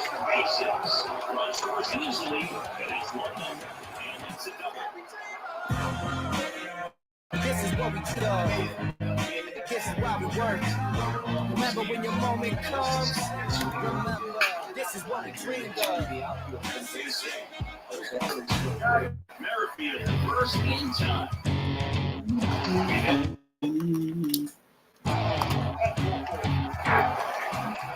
All set for the top of the 6th. And now Ask your doctor about Nubeca. The all-new Tempur-Pedic Adapt mattress was designed to help make aches and pains a thing of the past, because only Tempur material eases your pressure points and a mattress keeper. Limited time for $500 in select Tempur-Pedic adjustable mattress sets. gigantic flash. The first call for the year, and they boost their lead. It's 2-0. That was blasted. Absolutely, no doubt off the bat. Sends it across. Now 1-1 in the top of the 6th. Orlando Garcia gets up for the Braves. In the air, left field, down the line. Puts it away from the eye. And there's 2 down. Here's Raul Acuna Jr. He wrote a terrific piece before the season that detailed his love for baseball. Yeah, he and his friends would play at the beach. A huge rock behind the hospital. Get a sprint in, bro. Yeah, what's up? So you got to look at the crawfish. Crabs and lobster. And lobster. Yeah, the breeze is saving me right now. Or helping. Let's go. Down the line, could be extra bases. For second, throw in. He's there. It's a Such a thanks to David Savage and Jeff Head for allowing us to eavesdrop on their afternoon. This week for the game blue all week. That last clip there from the home cam was probably the biggest play of this game. Pick off at first base. Here's Braswell, leadoff hitter, is 0 for 3 in this game. He's got an 11-game hit streak going, and this could be the game for LSU in the 8th inning. Braswell, White, and Jones. And with the reliever just beginning throwing out there in the bullpen, The reigning national champions have a comeback in 101.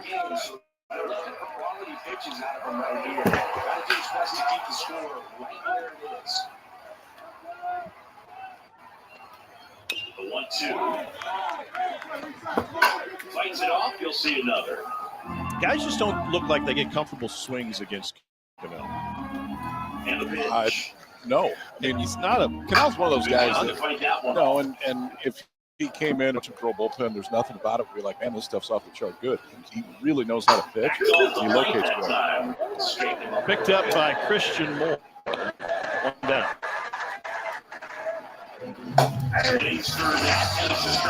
And so here's Tommy White, 1 for 2 today. Marcelo Zuna.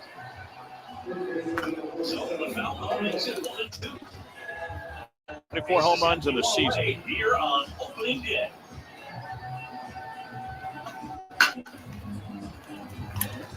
This pitch is really well laid on that fastball after seeing the changeup. See if he can elevate runs. Yes. And it's through for a hit. So down. Can't miss this at bat. It's just about time the bathroom break wrong there. Hello. When you're just about late, that means you're right on time, Kyle. He actually timed it perfect. Excuse me? He was in his seat as the ball was being thrown. I thought you were talking about Tommy White. I thought he was too. Yeah, I remember a time I have heard if you're not early, you're late in college. It's true. I don't care to remember. It was a lot. 1 ball, 1 strike. There's Tiny Tommy Tank. Oh, yes, that works. You're white. Can we just go Tiny Tanks? I like Tiny Tanks. Get rid of the Tommy. Goes till she blows. A whole lot of copy. Graphics never good enough. There's a pop-up. I'm a little bummed out that it took us to the end of the week for Tiny Tommy or Tiny Tanks to show up, because I think if this were Tuesday. Left field. There you go, Tiny Tanks. And We could have down.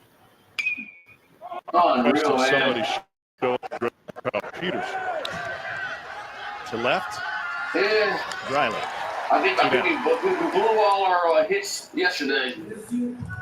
Maybe khakis, a plaid shirt. Vest, Perhaps the same plaid shirt all week. flip-flops, and beard trimmings. 1-1 score. That's how you really do it. You can't beat unless you do that. There's Jared Jones. He melted a ball back in the first inning. I'm just sad we couldn't get gold chains. They're sold out of the gold chains here. No. They only had silver, and I tried to explain to them that doesn't play. I need gold. Do you know how much they were going for, Chris? $25? Oh, 10. Sorry. Okay. Wrong source. Close. Sell you 2 for 25. All right, so Jones due up. Tommy was signing autographs for 20 minutes before the game. I have a feeling if we could connect the two, he might be willing to give up maybe one of the smaller chains.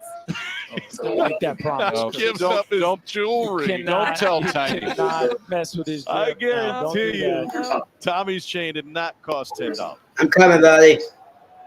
Now, if we get Tiny Tanks in an NIL deal, then we're talking. Any jewelers in the Baton Rouge area want to come through? 3-1. LSU fans always seem to stick out, right? They're great personalities. How about the guy who took the Tommy Tanks home run off of the noggin earlier this year? Full count. I was in the left field bleachers, and home run ball coming right at him. If I remember correctly, he had a glove. He did have a glove. We try to get the baseball. Did not have a referee hat, though. Ironed out, so. Here's the payoff to Jones. Sword got him, and Tenney is 3 outs away from its 5th SEC Tournament Championship. Kirby Connell doing Kirby Connell stuff again. Slider right there gets Bear Jones on the check swing to the night. It's 4-1 Tennessee.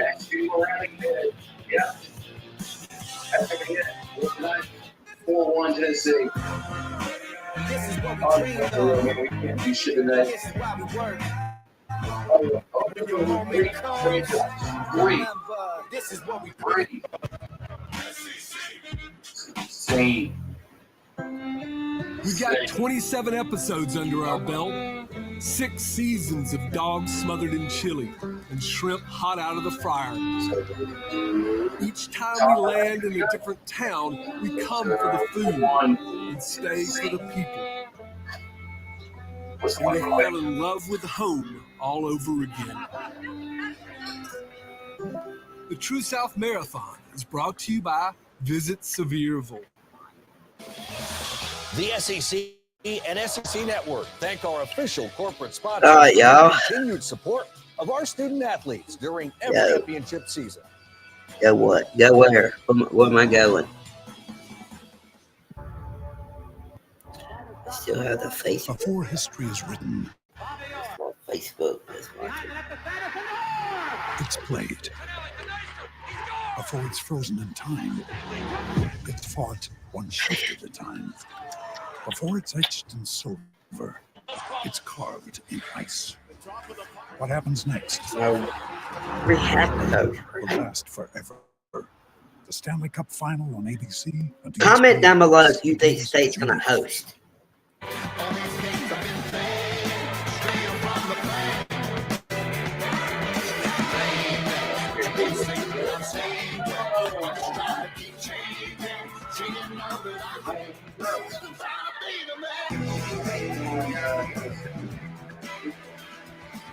The trophy will be handed out this afternoon, and Tennessee holds a 4-1 lead in the top of the 9th inning. Moore leads off the 9th for Tennessee. Oh, no, that's my ride roller was back there. Now back. My As that trophy's being handed out, you can watch the post-game trophy ceremony. As soon as we go off the air here on SEC Network Plus, SEC Network, SEC Now. Everybody. Peter Burns and Todd Walker. Ooh. It's numbers. Came out of his Numbers still down here for LSU.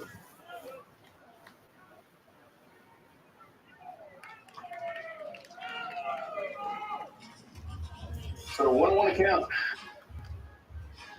And the pitch is inside.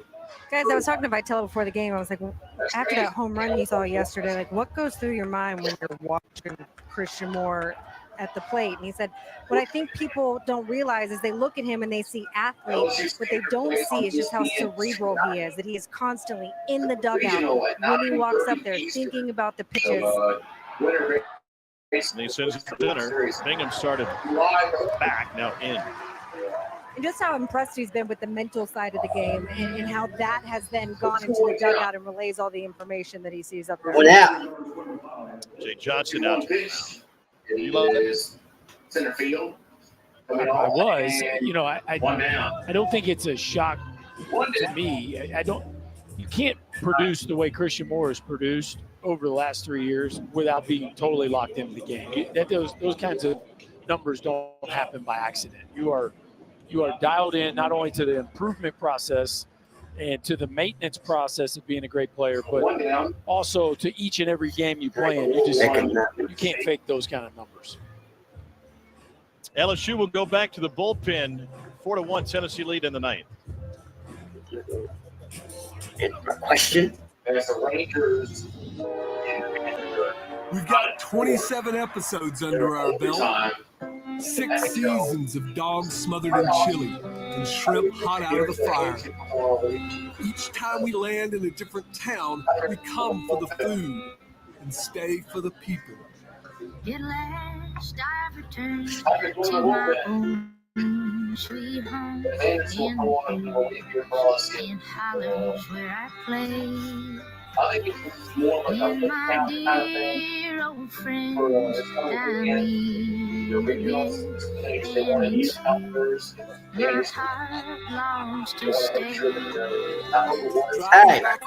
Hey. Listening to good music. Hello. Tennessee's winning 4-1 in the top of the 9th. The True South Marathon is brought to you by Visit Sevierville. They do. There ain't no party like a watch party. Very interesting to see how the committee sees these teams. Yeah. We knew they were going to get in. We got Yeah, probably so. LSU, they are in. But the is road just to an overall Omaha better begins. team. The They- selection special is they got some tomorrow good- they at got noon good on hitters and some good ESPN2. pitching. Let's take a look at And, the teams comparison. we will Florida get you has the going. number one strength of schedule in the country. Cal and James Madison are bubble teams. What stands out when you look at those three teams compared to each other? Well, I just think significant difference. I mean, if RPI and KPI are the two metrics, look across the board. Those aren't even in the same ballpark. And you got to appreciate Cal's record versus quad one games, and JMU's played a lot for a mid-major program. But I mean, if RPI and KPI are the two computer metrics that they're leaning into the most, Florida's a top 30 team in both of them. KPI is a new index for the baseball side of things. It's been around basketball for a while. It's Blake Burke one out in the ninth inning. And the easiest way to think about KPI is teams, for example, how I would do with Chris Burke's schedule and how Berkey would do against my schedule. And so it puts in perspective, and it's really hard, I think, for the committee to compare different regions of the country. And it's just been accepted. Burke bounces one up the middle for his second hit. But outside of the Southeast, there's a curve used with RPI numbers for West Coast, Northern schools. But I wonder how they'll use KPI going forward, because I feel like RPI gets a lot of criticism. It's antiquated. KPI is fresh and new, and whether it does it 100% accurately, tries to answer the question, who's the better team? Well, I think we're about to find out tomorrow when we hear from the committee, because that'll be one of the first questions asked. Where did KPI? You told us this year you were going to use it. How strongly did it factor in the process relative to the RPI? For 1-1 count. Pitch is a grounder. At the base hit, nobody's there. One will trickle away from Milazzo and allow Blake Burke advance to second. Number one strength of schedule for Florida. Number 21 non-conference strength of schedule. In the bottom two quadrants, Florida was nearly perfect. 13-2 in quad 3 and quad 4. So Philly aiming up. The most valuable, according to KPI, was one of those wins against Texas A&M. They took the series in hand. It's a swing miss. It's 1-1. That was a really pivotal part of the game. Fouled straight back. The most valuable win versus an RPI opponent was their win against Tennessee. Well, what's interesting, Tennessee now up to number one in the RPI. We talk about that this week, what it matters, how it matters, and what it can do for a team's resume. Tennessee was coming into this week in RPI, now first. Milazzo smothers that one. And so you think about what's on the line for Tennessee. Could be number one national seed should they hold on to this lead. Do you think they'll be there regardless of this outcome? I do. I just, regular season co-champs, you beat the team you were tied with, Kentucky, in a series. Here's Braswell. A little low, and just got him. 1-1 counted Amen. For a second. This one might be reviewed. Yeah, he got him. Nice pick there by Bear Jones. That's good.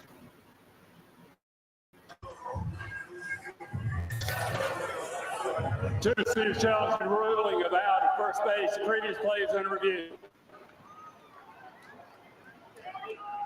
That's 2-2. So 2-2 count at Amen.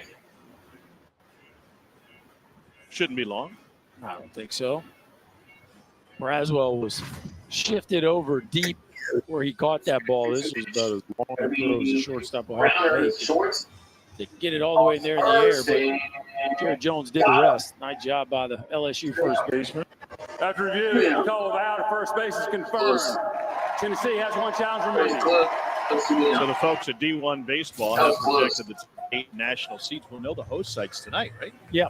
We will know them shortly. I think, this is what's flipped. Now, Tennessee fans happy about that. We know that no number 1 national seed has won the NCAA tournament this century. Miami in '99 was the last team to do it. Was close. First pitch strike to Dylan Dreiling. I do think from a program standpoint for Tony Vitello to be able to sell if those predictions hold true that Tennessee was the number 1 national seed 2 of the last 3 years, pretty big deal for the program. Did the base runner touch the right bag? Did the green bag and a white bag? I think they're behind him. Yeah, they need a couple more selling points. So the Tennessee team, which won the last 3 seasons, been leading by multiple runs in 6 innings, 120-2. 120. There's a green bag and a white bag. And strike it to end the inning.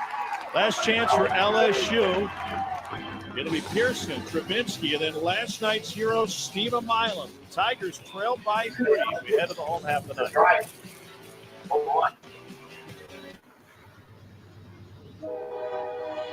We've got 27 episodes under our belt. 6 seasons of dogs smothered in chili and shrimp hot out of the fryer. Each time we land in a different town, we come for the food and stay for the people. At last I return to my own sweet home in the hills, in hollows where I play. In my dear old friends, I meet again, and it's here my heart longs to stay. Driving back roads, listening to good music, we got to see and hear the South for what it truly is. And we fell in love with home all over again. The True South Marathon is brought to you by Visit Sevierville. If you don't know by now, Tennessee's the best team in the country. It is Gilbert has found his and the Volunteers will hold the trophy. SEC tournament champions, their regular title.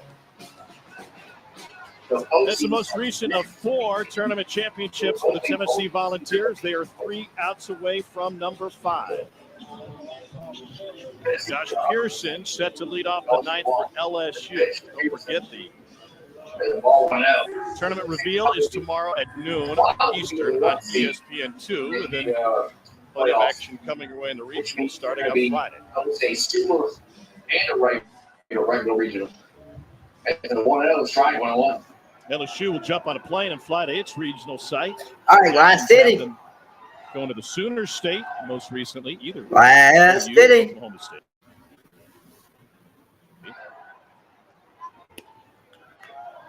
Pitch misses in. Well, you can watch the postgame trophy ceremony after the game on the SEC Network. As a 1-0 strike, 1-1. And on SEC Network Plus. 1-0 from Cannell. 1-1. Russell started, then Illinois gave him 4 2/3. Then it was Banky, and Cannell has faced 6 batters and recorded 7 outs. That's sufficient. Yeah, he just continues to impress the way he comes in there with non-traditional into the ball game stuff. Chopped up the middle. Here's Curley. 1 down. 1 down. I still go back to Dylan Lloyd in a game that's 4-1, where the offense did not explode like we anticipated with the conditions.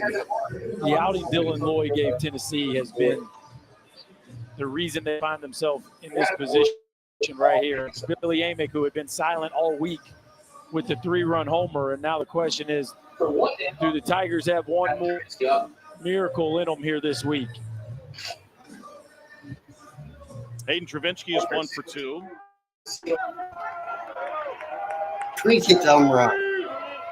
If the score holds, it'll be the lowest scoring SEC tournament championship game. This one's rocketed to right field, turns Tears around, and it can find it. Headed to second is Travinsky. And LSU's got some life here in the 9th inning. That's the word.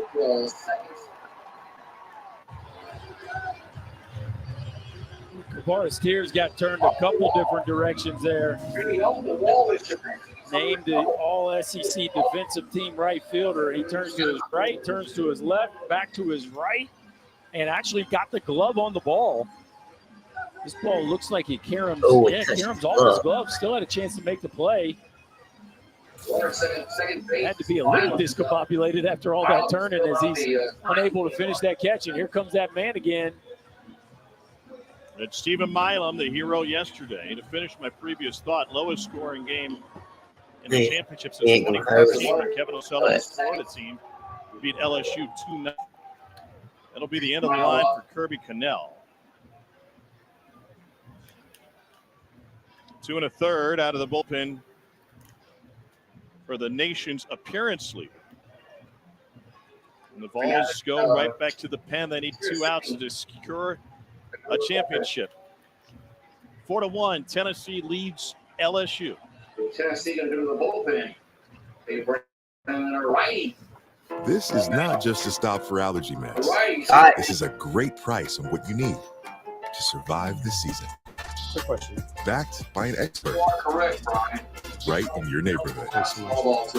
Walgreens. How do the world's most innovative teams bring their ideas to life? As one would expect. Smartsheet. As one would expect, the majority of the process not all paint is created one equal. thing that So was to still do it right, process start as with a our most couple durable with the paint. final Only Ace has such a premium what I'm brands like served Benjamin towards Moore, Magnolia Home by Joanna Gaines, and Clark and Kensington. And Ace has premium and quality But what paint I'm that hearing stand from up to the sources, test of MSU has been facing around the block. an up What you and need in down due stock, to the with service mid-major so good it's representation guaranteed. in the And right now, room. buy a gallon of Terrible Magnolia Home or Clark and committee Kensington members and are get the second one 50% off. team by Indiana State, ECU, over 18 limits.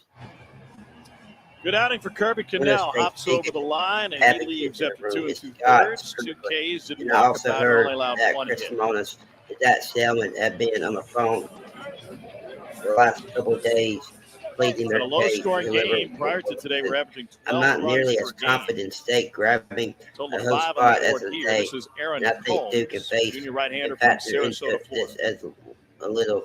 You're going to see a fastball that really rides up in the zone. You see 45 strikeouts in just 34 innings. And lately he has been leaning into that breaking ball, curveball, and a slider. Slider actually has a little higher whiff percentage, but either breaking ball has been really effective. And then the fastball up above the belly button gets a lot of swings, 25% whiff rate on the fastball. D1 average is 18. So a few different offerings, and he's been really good for Tennessee down the stretch. You're already at 2.65, 45 strikeouts, and 17 walks. Milam was without a hit today. He's 0 for 2. Now 9 for 20 this week. 1 out, 1 on here tonight. Here for LSU. By the way, there have only been 2 extra inning championship games in SEC tournament history. Most recently, LSU's win over Vanderbilt in 2013. Here's Milam. Milam was at the plate. Or sure, Milam was in the first pitch strike. Run a base and loaded, and he got thrown out, which kind of killed Riley. So he needs to make up for this. He's going to get a dinger. But he's over 2. Inside 1-1. Send us to Indiana. Send us to Indiana State.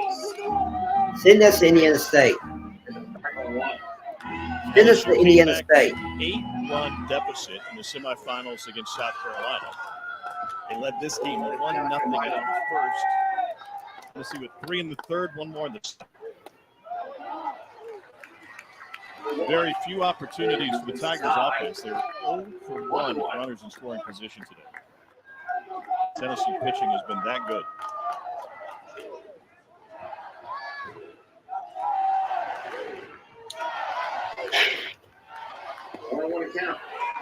At the edge, 2-2. Well, the one great opportunity they had with 2 outs and the bases loaded never came to fruition because of the pickoff at first base. We don't know his thing. That stat a little misleading just because they didn't get to see one of those opportunities play out.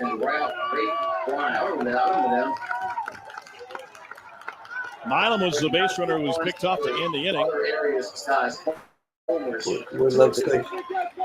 Looking for redemption here in the ninth with one down 3.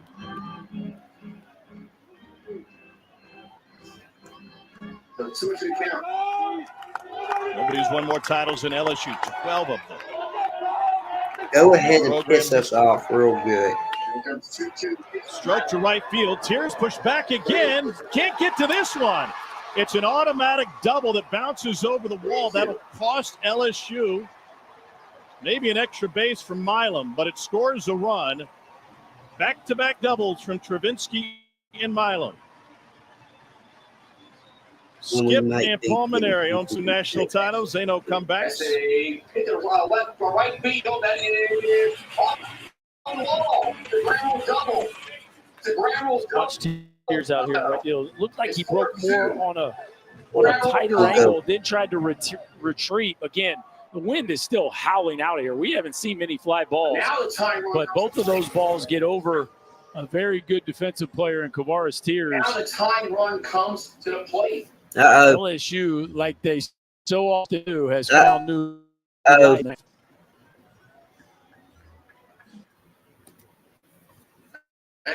So a Grammel double.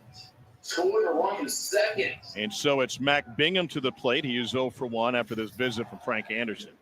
So 1 out on at second base. Advisor.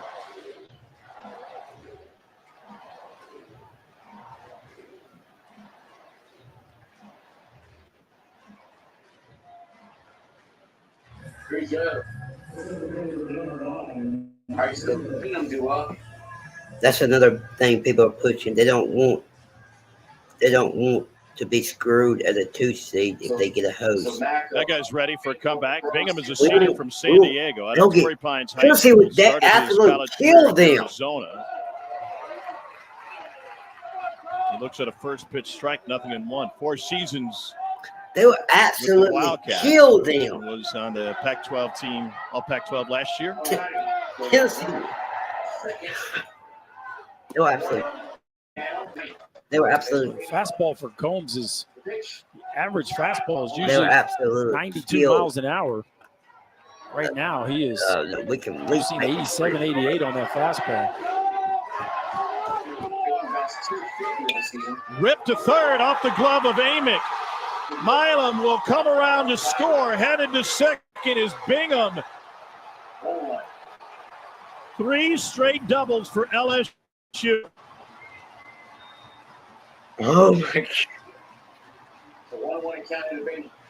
LSU. Here we go. They just always have a run in them. It doesn't matter how sleepy the offense has been throughout the course of the game. This team just magic up their sleeve when they're in the Hoover Met. A rocket hit right past Billy Amick, who just isn't able to get the glove to it. Boy, it's a play he could have made. Go away. Charge him with an error. 7th of the year. It was closer to him than I originally thought it was. That ball was That's definitely an error. off his right leg. You'd at least like to think he could have kept that one in front. We talked about all week how fast this infield has been playing, especially on a windy afternoon. Time run now in scoring position here as LSU tries to steal one in the ninth. This is Ashton Larson. He is over. A base. There have been 4 walk-off wins in the SEC championship game. Most recently, Vanderbilt knocked off Ole Miss in 2019. First pitch, fastball in for a strike. 0-1 to Larson. Aaron Combs trying to nail this down. Wacky and Hoover. Moore's playing really deep at second. Well, I mean, this as an infielder, you want to keep the ball in front, right? Whatever you have to do to make sure the runner from second base can't get home. Now you have to judge that. Can you still make the play at first base? Bingham represents a tying run at second, the 1-1. Little ground ball foul. Big spot for a freshman. So I said, whoa, jackpot. They walked it off. 1 for 14 in the SEC tournament to this point. Did they, and an adventure for Tears and right. Did they walk it off? Trubisky double. Milam an RBI double. And then the ball charge. I was going to look at the comments. That's ahead. The comments are ahead.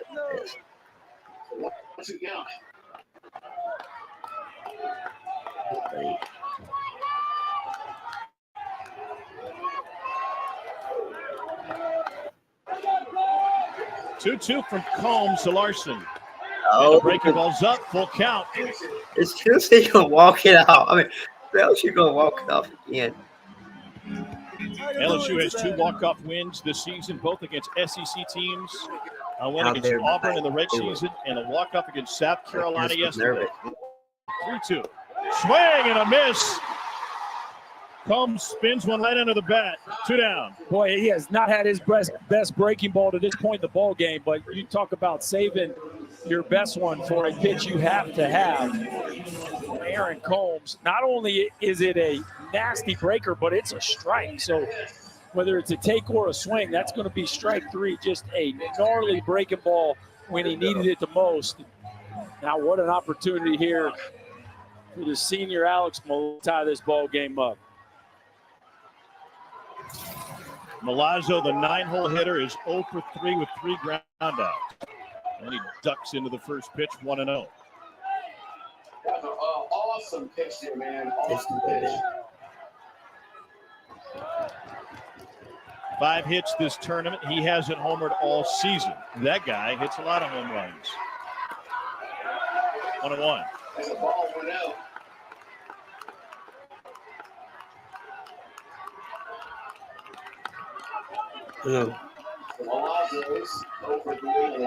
Volunteers and out away. Carolina. SEC championship.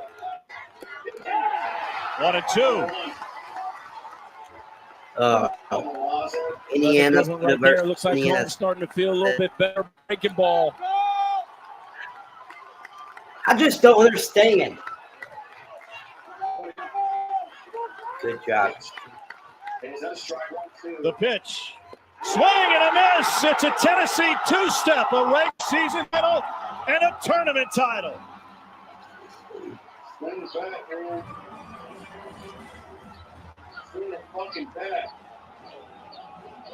The Volunteers will head into the postseason with some hardware for the 5th time and maybe Chris Burke, the #1 national seed.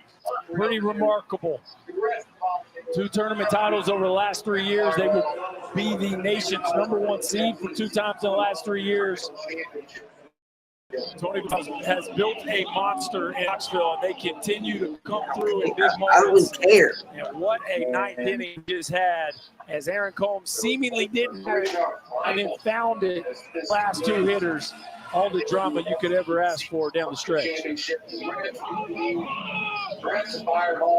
Combs gave up the RBI double to Milam, and then Bingham's hard hit ball that was ruled an error before getting Larson to strike out. It's a 5th SEC championship for Tennessee in the 2nd in the last 3 years. Jay Johnson's team will get ready for the postseason. They will be on the road. Tennessee will be at home. That's where Tony Vitello likes to be. They're 35-3 in their ballpark. He is with Chris Button. Tony, a regular season title, now a tournament title, and tomorrow potential #1 overall seed. Your teams all have separate identities. What's made this group so special? Mature. I think there's a good foundation of a year where it seemed like nothing could go wrong in 22, and last year where it just got off to a poor start and a lot of things went wrong. And I think there's a lot of valuable lessons when successes are going on and also difficulties. And you got a good little melting pot, gumbo, if I could say that, with all the fans we got here. It served us pretty well. You talk about the fans. There used to be a day and age where this was just purple and yellow. Oh, This thing is real packed good. with orange. You've won this thing now Give us twice a in the day. last 3 years. That What has it plus, meant for let me you to go. bring this program back to the top? It just means a lot to be a part of a place where the whole state revolves around everyone at the university. Well, When I grew up, Tennessee my dad's won high school 4-3. was like that. It just seemed like everybody rallied around everybody, and the high school flag was the biggest thing going. And I was just some programs that were out there like that you would compete against or see on, and I guess living a dream, being a part of it. You are certainly there. Oh, Congratulations, Tony. Thank you. Appreciate it. All right, Chris, thank you. So 50 But look, the base in Bram history in the third under Tony Vitello. LSU's going to go to the regionals next weekend. That's all that matters. Would have been nice to win. Ashton Larson with a runner on, with a swing and a miss at the breaking ball. Pardon me, Milazzo, and that's since Tennessee back to a trade. We got the Indy 500 and we got the Coca-Cola. Aaron Combs gutted his way through the ninth. That's gonna be it, y'all. Thank y'all for watching. He's now 7-2 in one-run games. They win 4-3. So and nail this down.